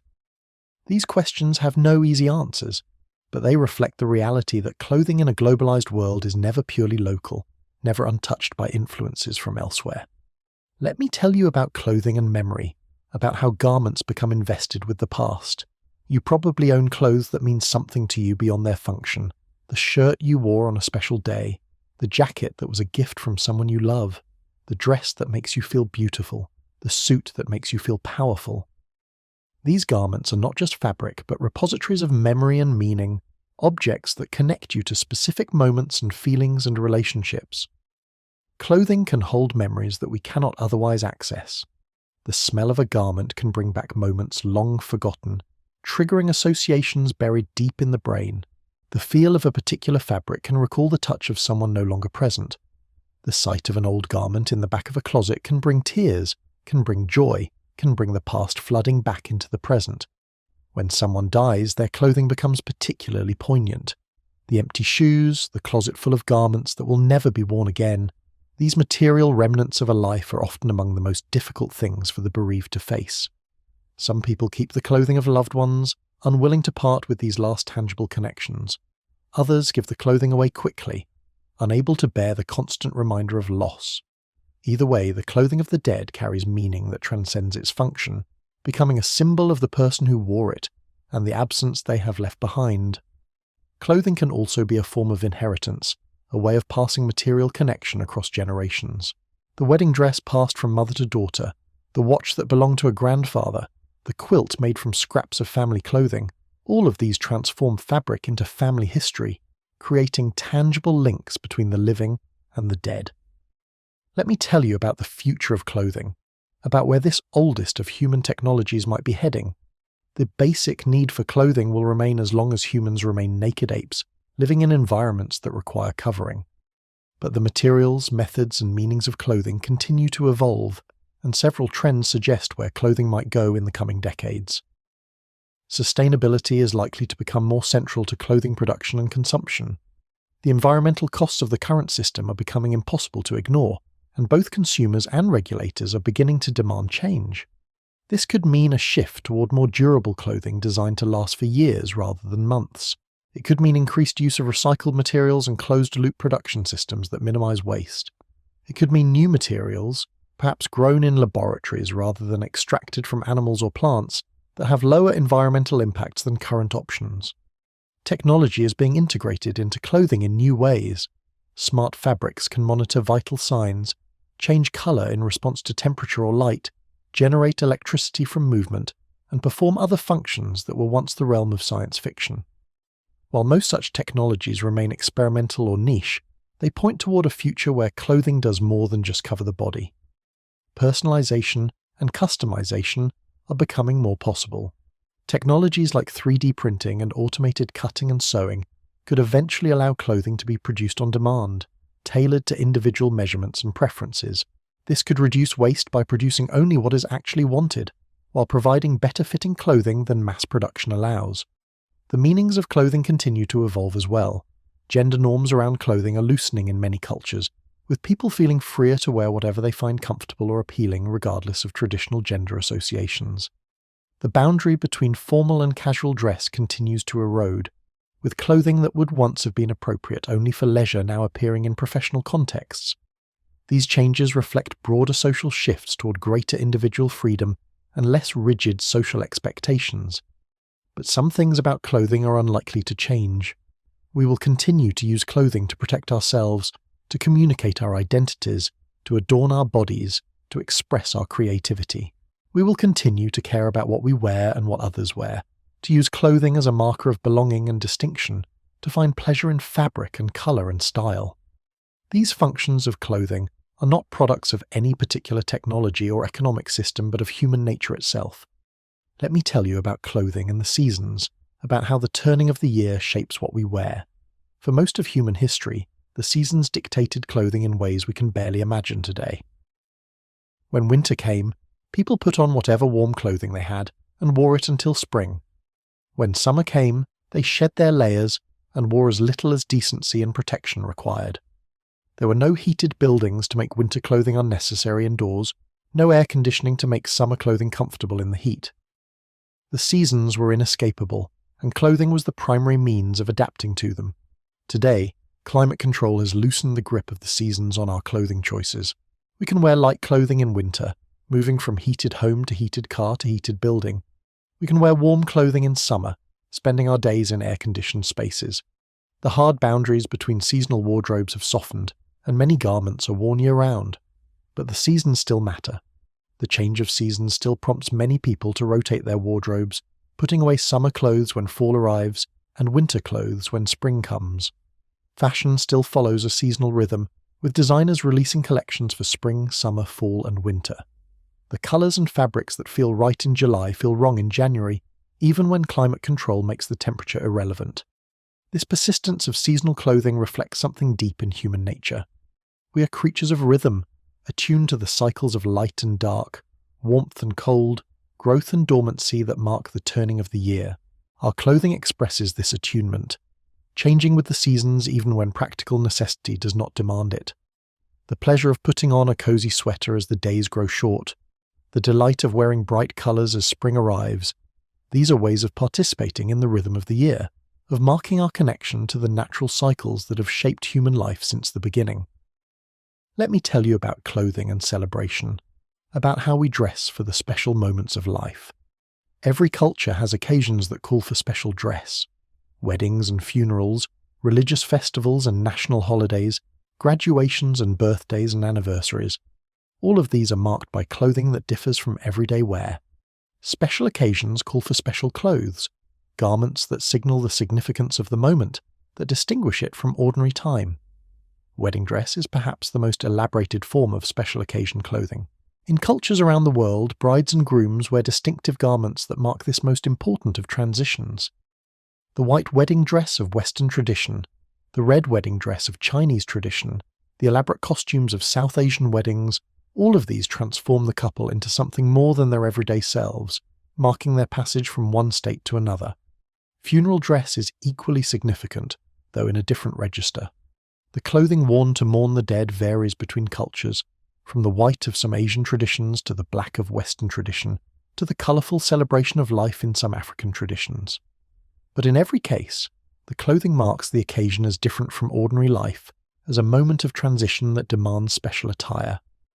Religious observance often involves special clothing.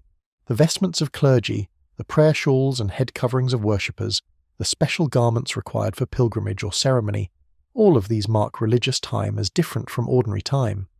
To put on religious clothing is to enter a different mode of being, to signal one's participation in the sacred. Even secular celebrations involve special dress.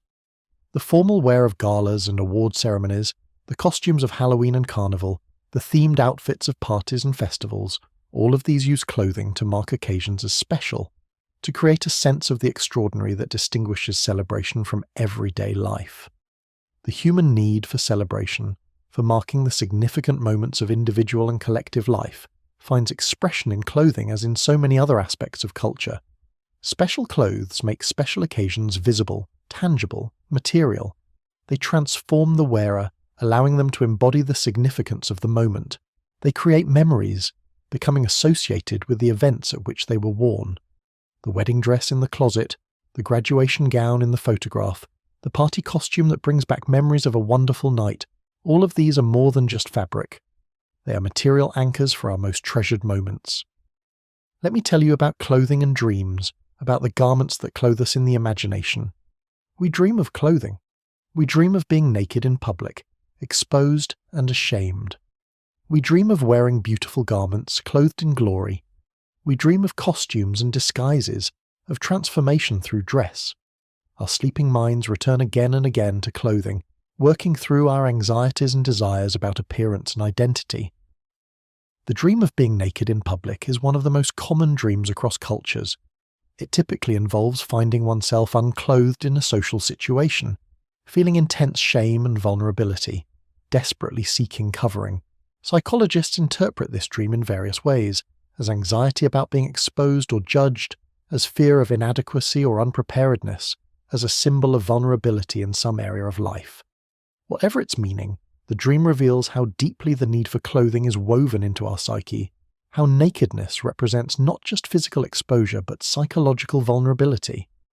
Dreams of wearing beautiful or powerful clothing are equally revealing.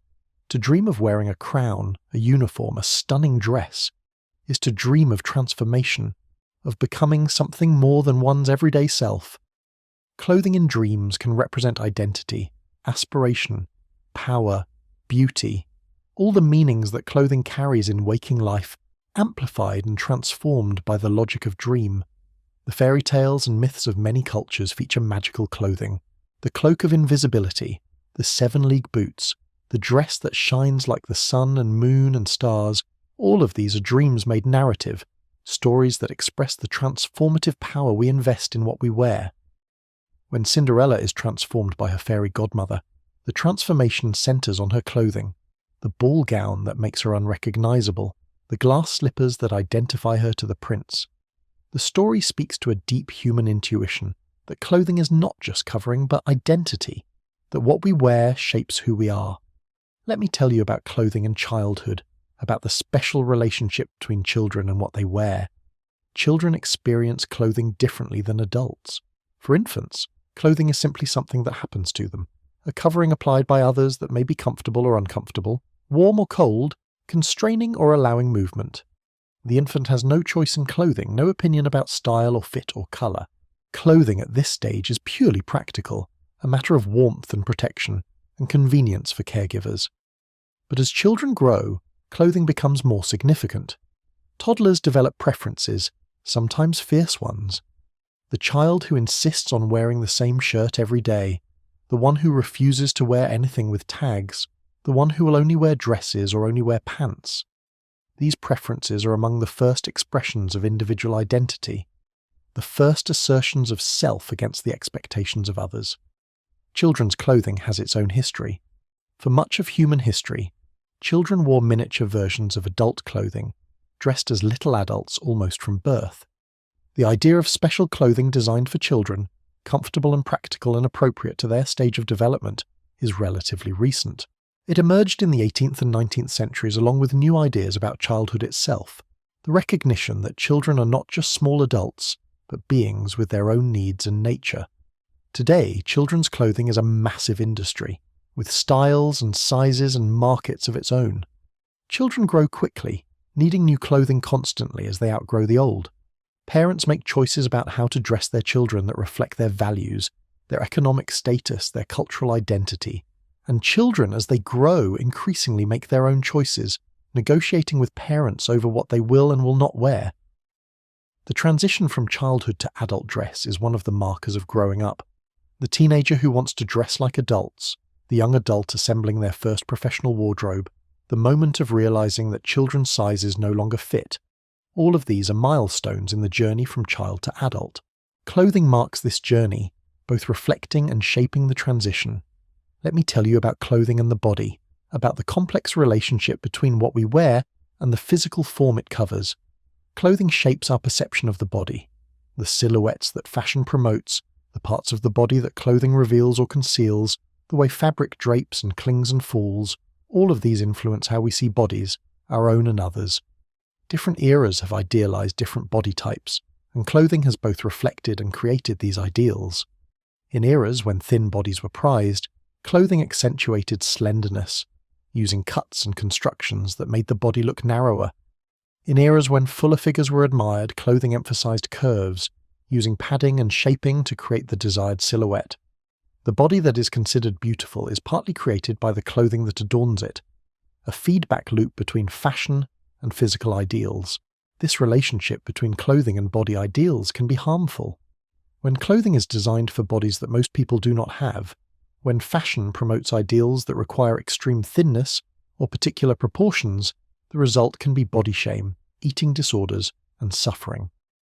The fashion industry has been criticized for promoting unhealthy ideals, for using models whose bodies represent extreme outliers rather than typical human forms. But clothing can also be a tool for body acceptance. Finding clothes that fit well and look good can help people feel comfortable in their bodies, regardless of how those bodies compare to cultural ideals. The movement for size-inclusive fashion, for clothing that is designed to fit and flatter diverse body types, is part of a broader movement toward body positivity, toward accepting and celebrating the full range of human physical forms. The relationship between clothing and the body is also practical. Bodies have different needs, and clothing can accommodate or ignore them. People with disabilities may need clothing that is easy to put on and take off, that accommodates mobility aids, that does not cause discomfort or restriction. Pregnant people need clothing that adapts to a changing body. People with sensory sensitivities may need clothing made of particular materials or without certain features like tags or seams. The best clothing serves the body it covers, accommodating its needs rather than demanding that the body conform to the clothing. Let me tell you about clothing and intimacy, about the garments that are closest to our bodies and ourselves. Underwear occupies a special place in our relationship with clothing. It is the layer closest to the skin, the garments that touch us most intimately, that we usually wear hidden beneath other clothes. The history of underwear is a history of changing ideas about comfort, modesty, hygiene, and sexuality. For much of human history, most people did not wear underwear as we understand it today. The undergarments that existed were often functional rather than decorative, designed to protect outer clothing from body oils and perspiration, to provide support, or to preserve modesty.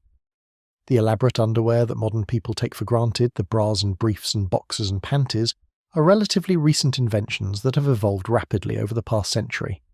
Underwear is also intimate in the sense that it is associated with sexuality. The lingerie industry exists because undergarments can be objects of desire, garments that are revealed only in intimate contexts and that carry erotic charge. The choice of underwear can be a personal expression, a private pleasure, a communication with intimate partners.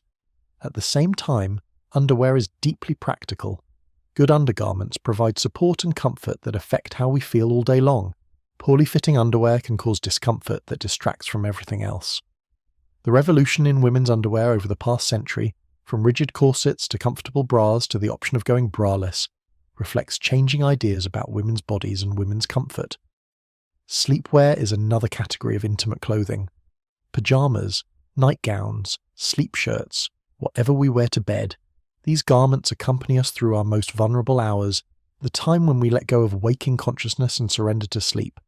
The comfort of good sleepwear is a nightly pleasure, a small luxury that can improve the quality of rest. The clothing we wear at home, in private, when no one is watching, reveals something about who we are when we are not performing for others.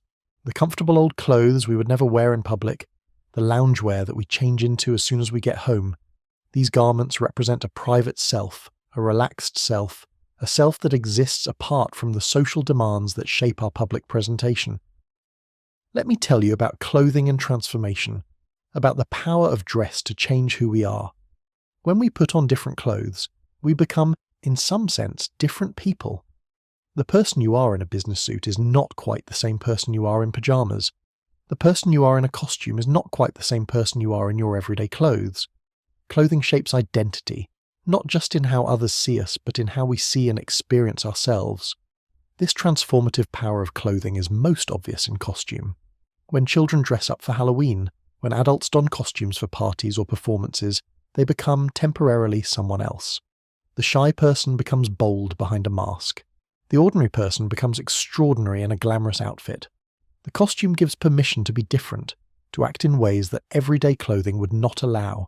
Uniforms harness this transformative power for institutional purposes. When a soldier puts on a uniform, they become, in their own mind and in the minds of others, a soldier. The uniform transforms individual identity into institutional role. This transformation can be empowering, giving the wearer the authority and identity of the institution they represent. It can also be dangerous, allowing people to commit acts in uniform that they would never commit as private individuals. Religious clothing transforms its wearers in similar ways. The priest putting on vestments, the nun donning a habit, the observant person dressing according to religious requirements, all of these are using clothing to enter a different mode of being, to become more fully their religious selves. The clothing marks a boundary between sacred and profane, between ordinary identity and religious identity. Even everyday clothing has transformative power, though we may not notice it. Getting dressed in the morning is a process of constructing the self that will face the day. Choosing what to wear is choosing who to be. The person who dresses carefully for a job interview is not just presenting themselves to others, but transforming themselves into the person who can succeed in that interview. Let me tell you about clothing and the senses, about the full sensory experience of what we wear. Clothing is primarily a tactile experience. The sensation of fabric against skin is the most constant aspect of wearing clothes, a continuous touch that we barely notice unless something goes wrong. But clothing also engages other senses in ways we might not immediately recognize. The visual experience of clothing is obvious. We see what we and others wear, making judgments and receiving impressions based on appearance. But we also see our own clothing throughout the day, catching glimpses of sleeves and collars and the color of our garments. This visual self-perception affects how we feel, how we carry ourselves, how we experience our own presence in the world. Clothing has sounds: the rustle of silk, the swish of a skirt, the creak of leather, the soft brush of cotton against cotton. All of these sounds accompany our movements, creating an auditory dimension to dress. In quiet environments, we can hear our own clothing moving, a subtle soundtrack to our activities. Clothing has smell. New clothes have the scent of the factory or store where they originated. Worn clothes carry our own scent, a smell so familiar that we do not notice it, but that is immediately recognizable to those close to us. Freshly laundered clothes have their own particular smell, the fragrance of detergent and the freshness of cleanliness. The smell of someone's clothing can trigger powerful memories, bringing back people and moments long past. Clothing affects temperature, our sense of warmth and coolness. A heavy coat creates a bubble of warmth around the body. A light summer dress allows breezes to reach the skin. The weight and insulation of our clothing shapes our thermal experience of the environment, determining whether we feel comfortable or cold or overheated. All of these sensory dimensions combine to create the full experience of being clothed. We are not just wearing fabric, but inhabiting a sensory environment that clothing creates around us. This environment becomes so familiar that we forget it exists, but it is always there, shaping our experience of being in the world. Let me tell you about clothing and time, about how dress marks and measures the passage of our lives. Clothing ages. The garments we buy new eventually wear out, fading and fraying and developing the signs of use that mark them as old. This aging process mirrors our own, the gradual accumulation of wear that transforms new into old, fresh into familiar. Some garments age gracefully, developing a patina that adds character. Others simply fall apart, their useful life ending in the rag bin or the trash. The clothes in our closets are a kind of timeline, a material record of our past selves. The shirt bought for a job years ago, the dress worn to a special occasion, the jacket that has accompanied us through seasons and years, all of these carry history within them. Looking through old clothes is a form of time travel, a journey through our own past marked by the garments we have worn. Fashion itself is a marker of time. The styles of different eras are instantly recognizable, dating photographs and memories with precision. The bell-bottoms of the 70s, the shoulder pads of the 80s, the minimalism of the 90s, each decade has its characteristic looks that place images firmly in their historical moment. To see someone wearing outdated styles is to see time made visible, the past persisting into the present through cloth. The rhythm of fashion creates a sense of time passing. Each season brings new styles, new colours, new silhouettes. To follow fashion is to be aware of time's passage, to feel oneself moving through an ever-changing present. To ignore fashion is to step outside this rhythm, to exist in a kind of sartorial timelessness, where the present moment is not marked by dress. As we age, our relationship with clothing changes. Young people often embrace fashion enthusiastically, using clothing as a tool for identity exploration. Middle-aged people may settle into established styles, less interested in novelty. Older people may return to fashion interest, freed from the obligations of conformity, or may retreat further into comfort and practicality. These changes in our relationship with clothing reflect deeper changes in our relationship with time, with identity, with our sense of who we are and who we are becoming. Let me tell you about clothing and community, about how dress creates and expresses bonds between people. Humans are social creatures, and clothing is a social phenomenon. What we wear is shaped by the communities we belong to, and what we wear shapes how those communities perceive and accept us. Clothing creates visible bonds between people who share styles, and marks visible differences between people who dress differently. Matching clothing is a powerful symbol of connection. Couples who dress alike, families in coordinated outfits, teams in uniforms, all of these use shared clothing to express and strengthen bonds. When a group wears the same clothes, they become visually unified, distinct from others and connected to each other. Cultural communities often have distinctive dress traditions that mark members and express identity. Traditional clothing connects people to their cultural heritage, making ancestry and belonging visible. When someone wears the traditional dress of their culture, they are making a statement about who they are and where they come from, claiming membership in a community that stretches back through time. But clothing can also divide. When dress codes exclude people who cannot afford the required clothing, when styles mark some groups as inferior or different, when fashion becomes a tool for enforcing social boundaries, clothing creates division rather than connection. The politics of clothing is real. the ways that dress can include or exclude, elevate or demean, unite or divide. The choice to dress differently from one's community can be an act of separation, a declaration of independence from group expectations. Teenagers often use clothing to differentiate themselves from family and claim membership in peer groups instead. Converts to new religions may adopt different dress to mark their changed allegiance. Immigrants may adopt the dress of their new country or retain the dress of their homeland, choices that reflect their relationship to old and new communities. Let me tell you about clothing and language, about how dress communicates meaning without words. Clothing speaks. Without uttering a sound, our dress tells others about us, conveying information and impressions that shape how we are perceived and treated. Learning to read this language of clothing is part of becoming a competent member of society, and learning to speak it is part of presenting ourselves to the world. The vocabulary of clothing varies between cultures and contexts. A garment that signals respect in one setting might signal disrespect in another. A style that communicates authority in one culture might communicate something entirely different elsewhere. To navigate the world successfully, we must learn multiple clothing languages, knowing what to wear where and what our choices will communicate. Some clothing messages are intentional. When we dress up for an interview, we are deliberately communicating seriousness and professionalism. When we wear team colours to a game, we are deliberately signalling our allegiance.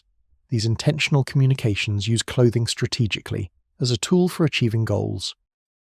But much of what clothing communicates is unintentional. We reveal our economic status through the quality and brands of our garments, whether we mean to or not. We reveal our age, our cultural background, our subcultural affiliations, often without consciously choosing to do so. Clothing speaks even when we are not trying to say anything, broadcasting information about us to anyone who can read the language. The language of clothing is always evolving. New styles emerge and old ones fade, meanings shift and contexts change. A style that was shocking yesterday becomes mainstream today and outdated tomorrow. Reading clothing requires not just knowledge of the current vocabulary, but awareness of how rapidly that vocabulary is changing. Sleep approaches now, and this long story of human clothing draws toward its close. You have travelled from the African savannah where our ancestors lost their fur to the global fashion system of today, from the first animal skins wrapped around shivering bodies to the synthetic fabrics produced in factories around the world. You have seen how clothing enabled human survival, how it evolved with human societies, how it came to carry meanings far beyond its practical function. The story of clothing is the story of human ingenuity, of our remarkable ability to overcome biological limitations through technology. We were born naked, vulnerable, unable to survive outside the warm climates where we evolved. But we invented clothing, and clothing changed everything. It allowed us to colonize the world, to survive in every environment from frozen tundra to tropical rainforest. It became a canvas for artistic expression, a language for social communication, a marker of identity and belonging. It transformed from survival necessity to cultural phenomenon, from simple covering to complex system of meaning. And the story continues. Every day, billions of people around the world get dressed, continuing the tradition that began 100,000 years ago. Every day, new garments are designed and manufactured, new styles emerge and spread, new meanings attached to what we wear. The story of clothing has no ending because it is the story of humanity itself, of how we have made ourselves at home in a world that did not naturally clothe us. You are part of this story. The cloth that covers you now connects you to every human who has ever worn clothing, from Ice Age hunters to medieval peasants, to factory workers to fashion designers. When you dress tomorrow, you will continue what they began, adding your own small chapter to the endless story of human covering. But for now, rest. For now, sleep. For now, let the fabric that touches your skin carry you into dreams, wrapped in the warmth that humans have sought since the beginning. Tomorrow you will wake and dress, continuing the ancient human practice of covering the naked body. Tomorrow you will choose garments and put them on, participating in the daily ritual that connects you to all of humanity. But there is still more to share about this remarkable human practice of covering ourselves. Let me tell you about the craftspeople who have made clothing throughout history, the skilled hands that have transformed raw materials into garments. For most of human history, making clothing was a household task, performed by family members, usually women, as part of the endless round of domestic labour. Every garment that existed was made by someone's hands, every stitch sewn individually, every piece of fabric woven on a family loom or purchased from a local weaver. The clothing that covered a family represented hundreds or thousands of hours of labour, a constant investment of time and skill that was essential to life. The skills required for clothing production were passed from generation to generation. Mothers taught daughters to spin and weave, to cut and sew, to mend and maintain. This transmission of knowledge was as important as the transmission of material goods, because the skills themselves were the foundation of family survival. A woman who could not make clothing could not keep her family clothed, could not fulfill one of the most basic functions of household management. Professional clothiers emerged early in human history. Once societies became complex enough to support specialization, some people dedicated themselves to making clothing for others. Tailors and seamstresses, weavers and dyers, tanners and furriers, all of these specialists developed expertise beyond what household production could achieve. The finest clothing has always required professional skill, the accumulated knowledge and practiced hands of people who devoted their lives to the craft. The guilds of medieval Europe organized clothing production into formal structures. Weavers had their guilds, tailors had their guilds, dyers had their guilds. These organizations controlled who could practice the craft, how apprentices were trained, what standards work had to meet. The guild system preserved and transmitted craft knowledge, ensuring that skills developed over centuries would not be lost. The Industrial Revolution transformed clothing production from craft to factory labour. The skilled hands of individual workers were replaced by machines, the careful craftsmanship of the tailor replaced by the efficiency of the assembly line. This transformation made clothing cheaper and more abundant, but it also changed the nature of the work. Factory workers became tenders of machines rather than practitioners of craft, their skill less important than their ability to work quickly and steadily. Today, most clothing is made by workers in factories in developing countries. These workers are the latest in the long line of people who have made the clothing that others wear. Their labour is often invisible to the consumers who buy the finished products, their names unknown, their working conditions unexamined, but they are the essential link in the chain that brings clothing from raw material to finished garment. The hands that make what our bodies wear. The resurgence of interest in handmade and craft clothing in recent years reflects a desire to reconnect with the human labour that makes our garments. The maker movement, the interest in local and artisanal production, the willingness to pay more for clothing made by identifiable craftspeople, all of these represent a rejection of the anonymity of industrial production, a desire for clothing that carries the mark of human hands. Let me tell you about clothing and the elements, about how our garments mediate our relationship with sun and wind and water. The sun is the original challenge that clothing addresses. In hot climates, the sun can burn unprotected skin, causing pain and damage that ranges from mild sunburn to deadly skin cancer. Clothing provides a barrier between skin and sun, absorbing or reflecting the harmful radiation before it can reach the body. The wide-brimmed hats of sunny climates, the long sleeves and full coverage of desert dress, the light colours that reflect rather than absorb sunlight, all of these are adaptations to solar intensity. But clothing also mediates our relationship with beneficial sun. Sunlight triggers the production of vitamin D in exposed skin, a nutrient essential for health. Clothing that covers too much can prevent adequate vitamin D production, leading to deficiency and its associated problems. The balance between protection from harmful rays and exposure for vitamin D varies with climate, skin colour and lifestyle, and clothing choices play a central role in striking that balance. Wind is another element that clothing addresses. Moving air strips heat from the body far more quickly than still air, a phenomenon called wind chill that can make moderate temperatures deadly. Windproof clothing creates a barrier that keeps body heat close to the skin, preventing the convective heat loss that wind causes. The tight weaves and smooth surfaces of wind-resistant fabrics, the hoods and high collars that protect exposed skin, the layering systems that trap air close to the body, all of these are responses to the challenge of wind. Water, both from above and below, poses its own challenges. Rain can soak clothing, destroying its insulating properties and causing dangerous chilling. Waterproof clothing keeps rain from reaching the body, preserving warmth and comfort. But waterproof materials often trap body moisture inside, creating a different kind of dampness, The best rain gear balances water resistance with breathability, keeping rain out while letting body moisture escape. Snow presents particular challenges. It can accumulate on clothing, melting from body heat and soaking through. Cold and wet is a dangerous combination, more dangerous than cold alone. Snow-appropriate clothing must shed snow before it can melt, must resist moisture penetration, must maintain its insulating properties even if some dampness occurs. The relationship between clothing and the elements has driven technological innovation throughout history. From the first animal skins that provided warmth and wind protection to the latest synthetic fabrics engineered for specific conditions, humans have constantly improved their ability to clothe themselves against whatever the environment demands.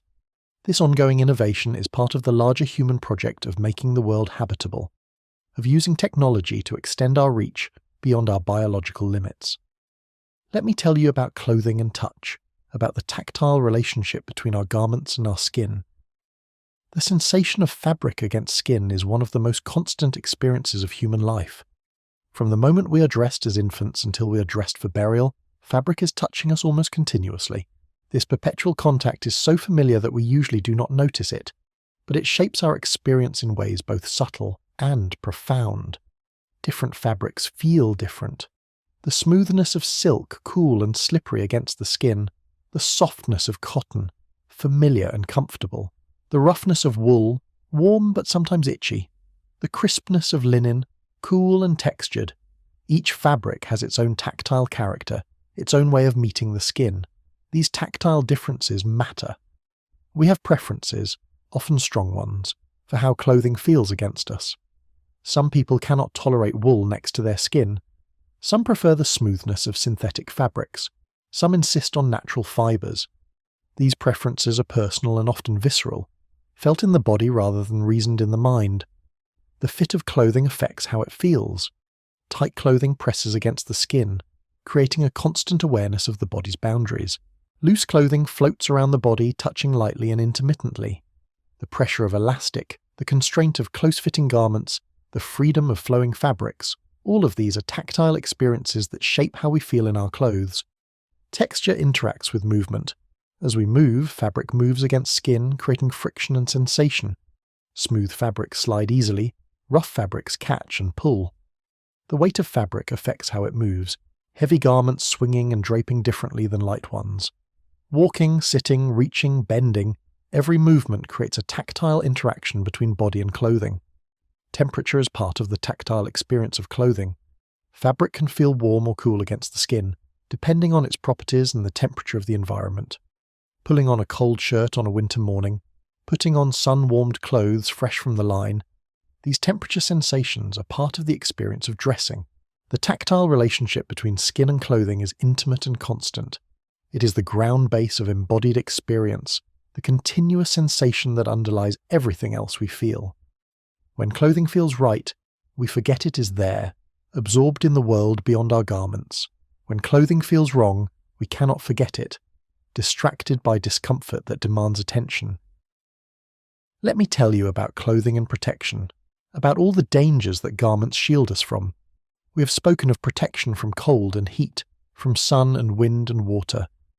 But clothing protects us from much more than weather. The fabric that covers us is a barrier between our vulnerable bodies and a world full of hazards. Clothing protects from physical injury. The skin is fragile, easily cut and scraped and bruised. Even light clothing provides some protection from minor injuries, cushioning impacts and preventing abrasions.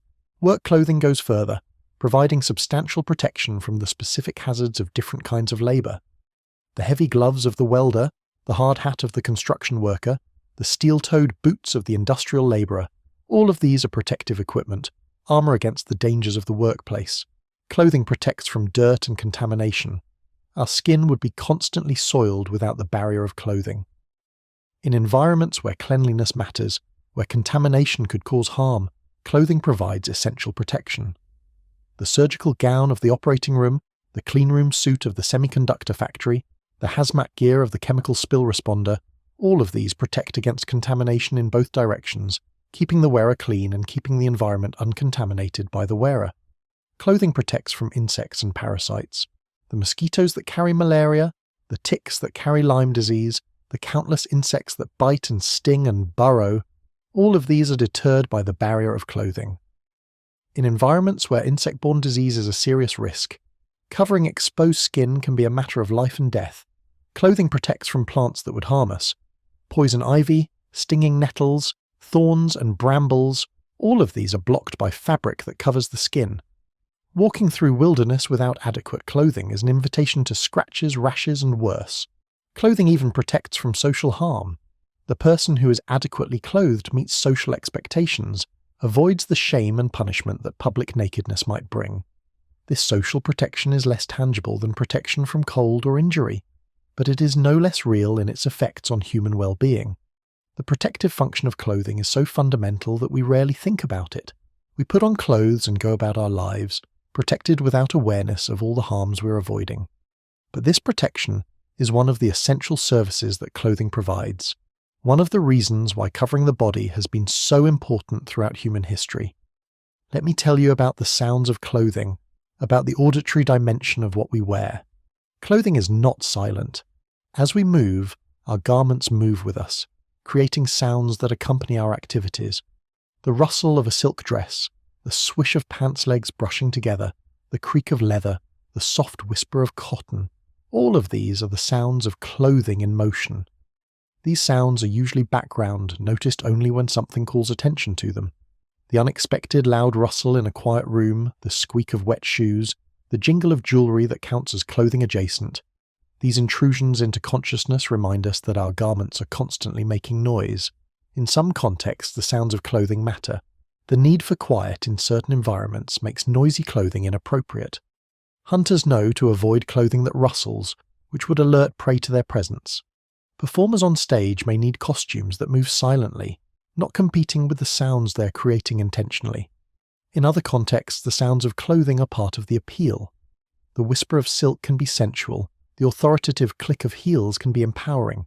Some traditional garments incorporate bells or other noisemakers, making sound an intentional part of the outfit. The sounds of clothing can communicate presence, drawing attention and marking approach. The sounds our clothing makes are part of our auditory presence in the world, part of how we're perceived by others and by ourselves. They're easy to overlook, these small sounds of fabric in motion, but they are always there, accompanying us through our clothed lives. Let me tell you about the relationship between clothing and architecture, about how the spaces we inhabit shape what we wear. Buildings and clothing are both forms of shelter. They both create micro-environments that separate us from the larger environment, protecting us from its extremes. The relationship between them has shaped both throughout history. In climates where buildings are well heated in winter and well cooled in summer, clothing can be relatively light. We move from controlled environment to controlled environment, spending little time exposed to the elements. The climate that our clothing must handle is the mild climate of indoor spaces, not the harsh extremes outside. In climates where buildings offer less protection, clothing must do more. In societies without central heating, winter clothing had to be warm enough to wear indoors as well as out. In societies without air conditioning, summer clothing had to be light enough to remain comfortable in buildings that offered little relief from the heat. Architecture also shapes clothing through the spaces it creates. The flowing robes appropriate for spacious rooms become impractical in cramped quarters. The long trains of formal dress require spaces grand enough to display them. The clothing we wear reflects the spaces we expect to inhabit, the rooms and halls and passages through which we will move.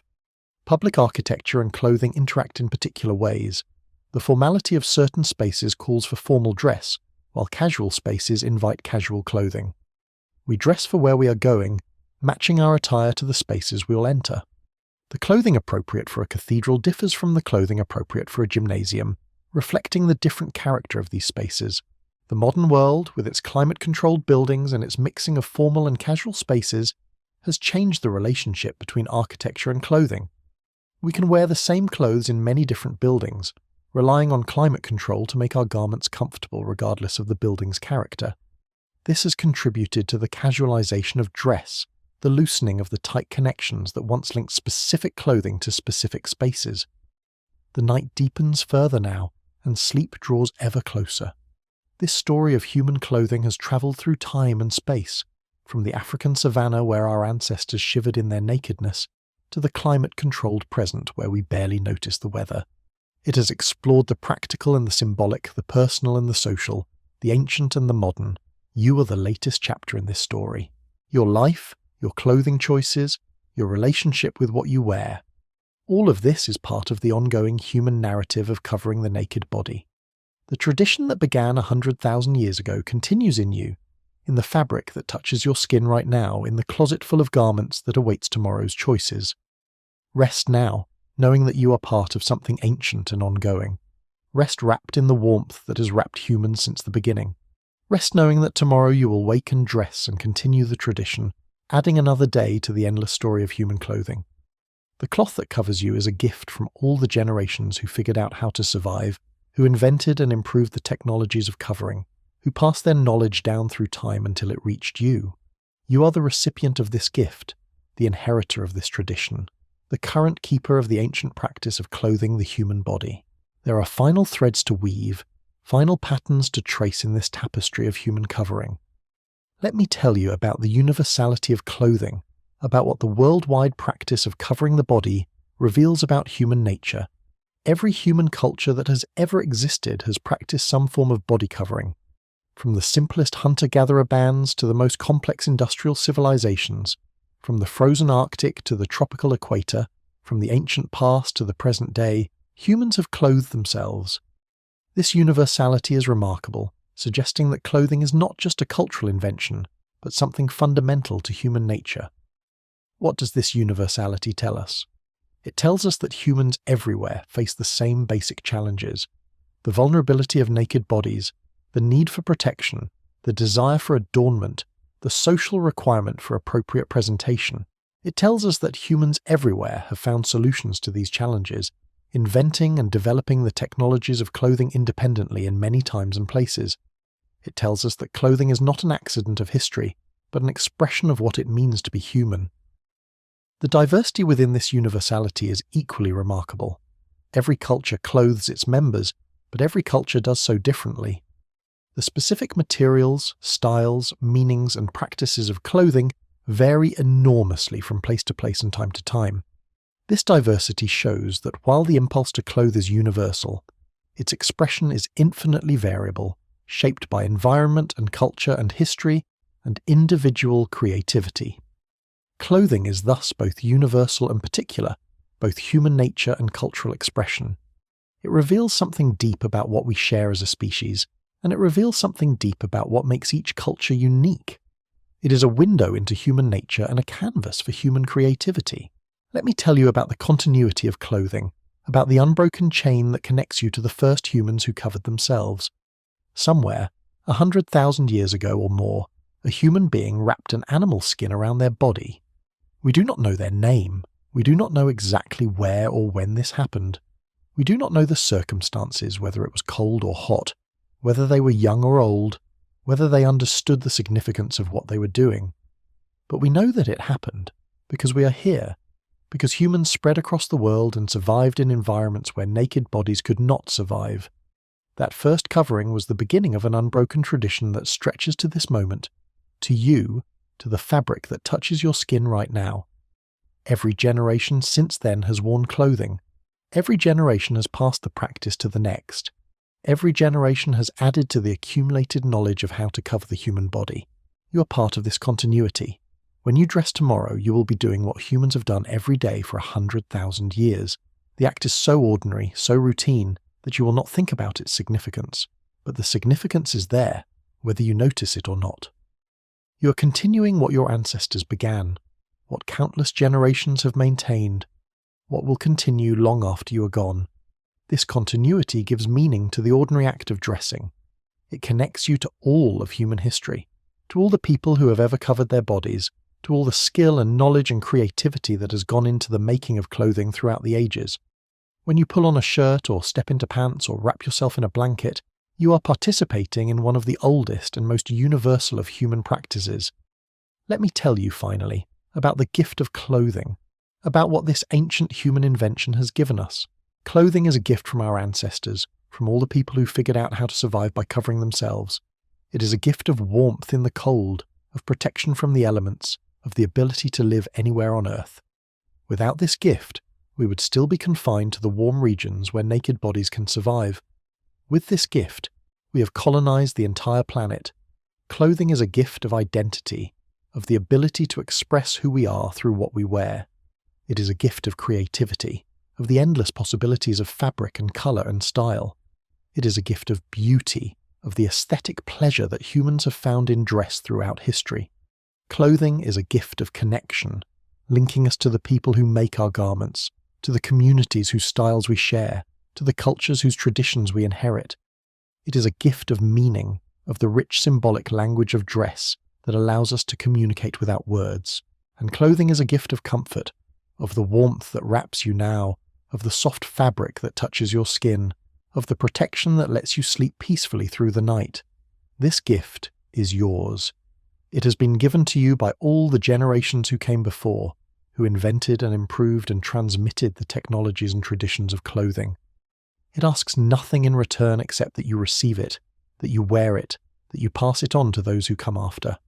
The warmth you feel now is the same warmth your ancestors felt, wrapped in their animal skins around flickering fires. The comfort of being covered, of being protected, of being held by fabric against the darkness. This is an ancient comfort, older than cities, older than writing, older than agriculture.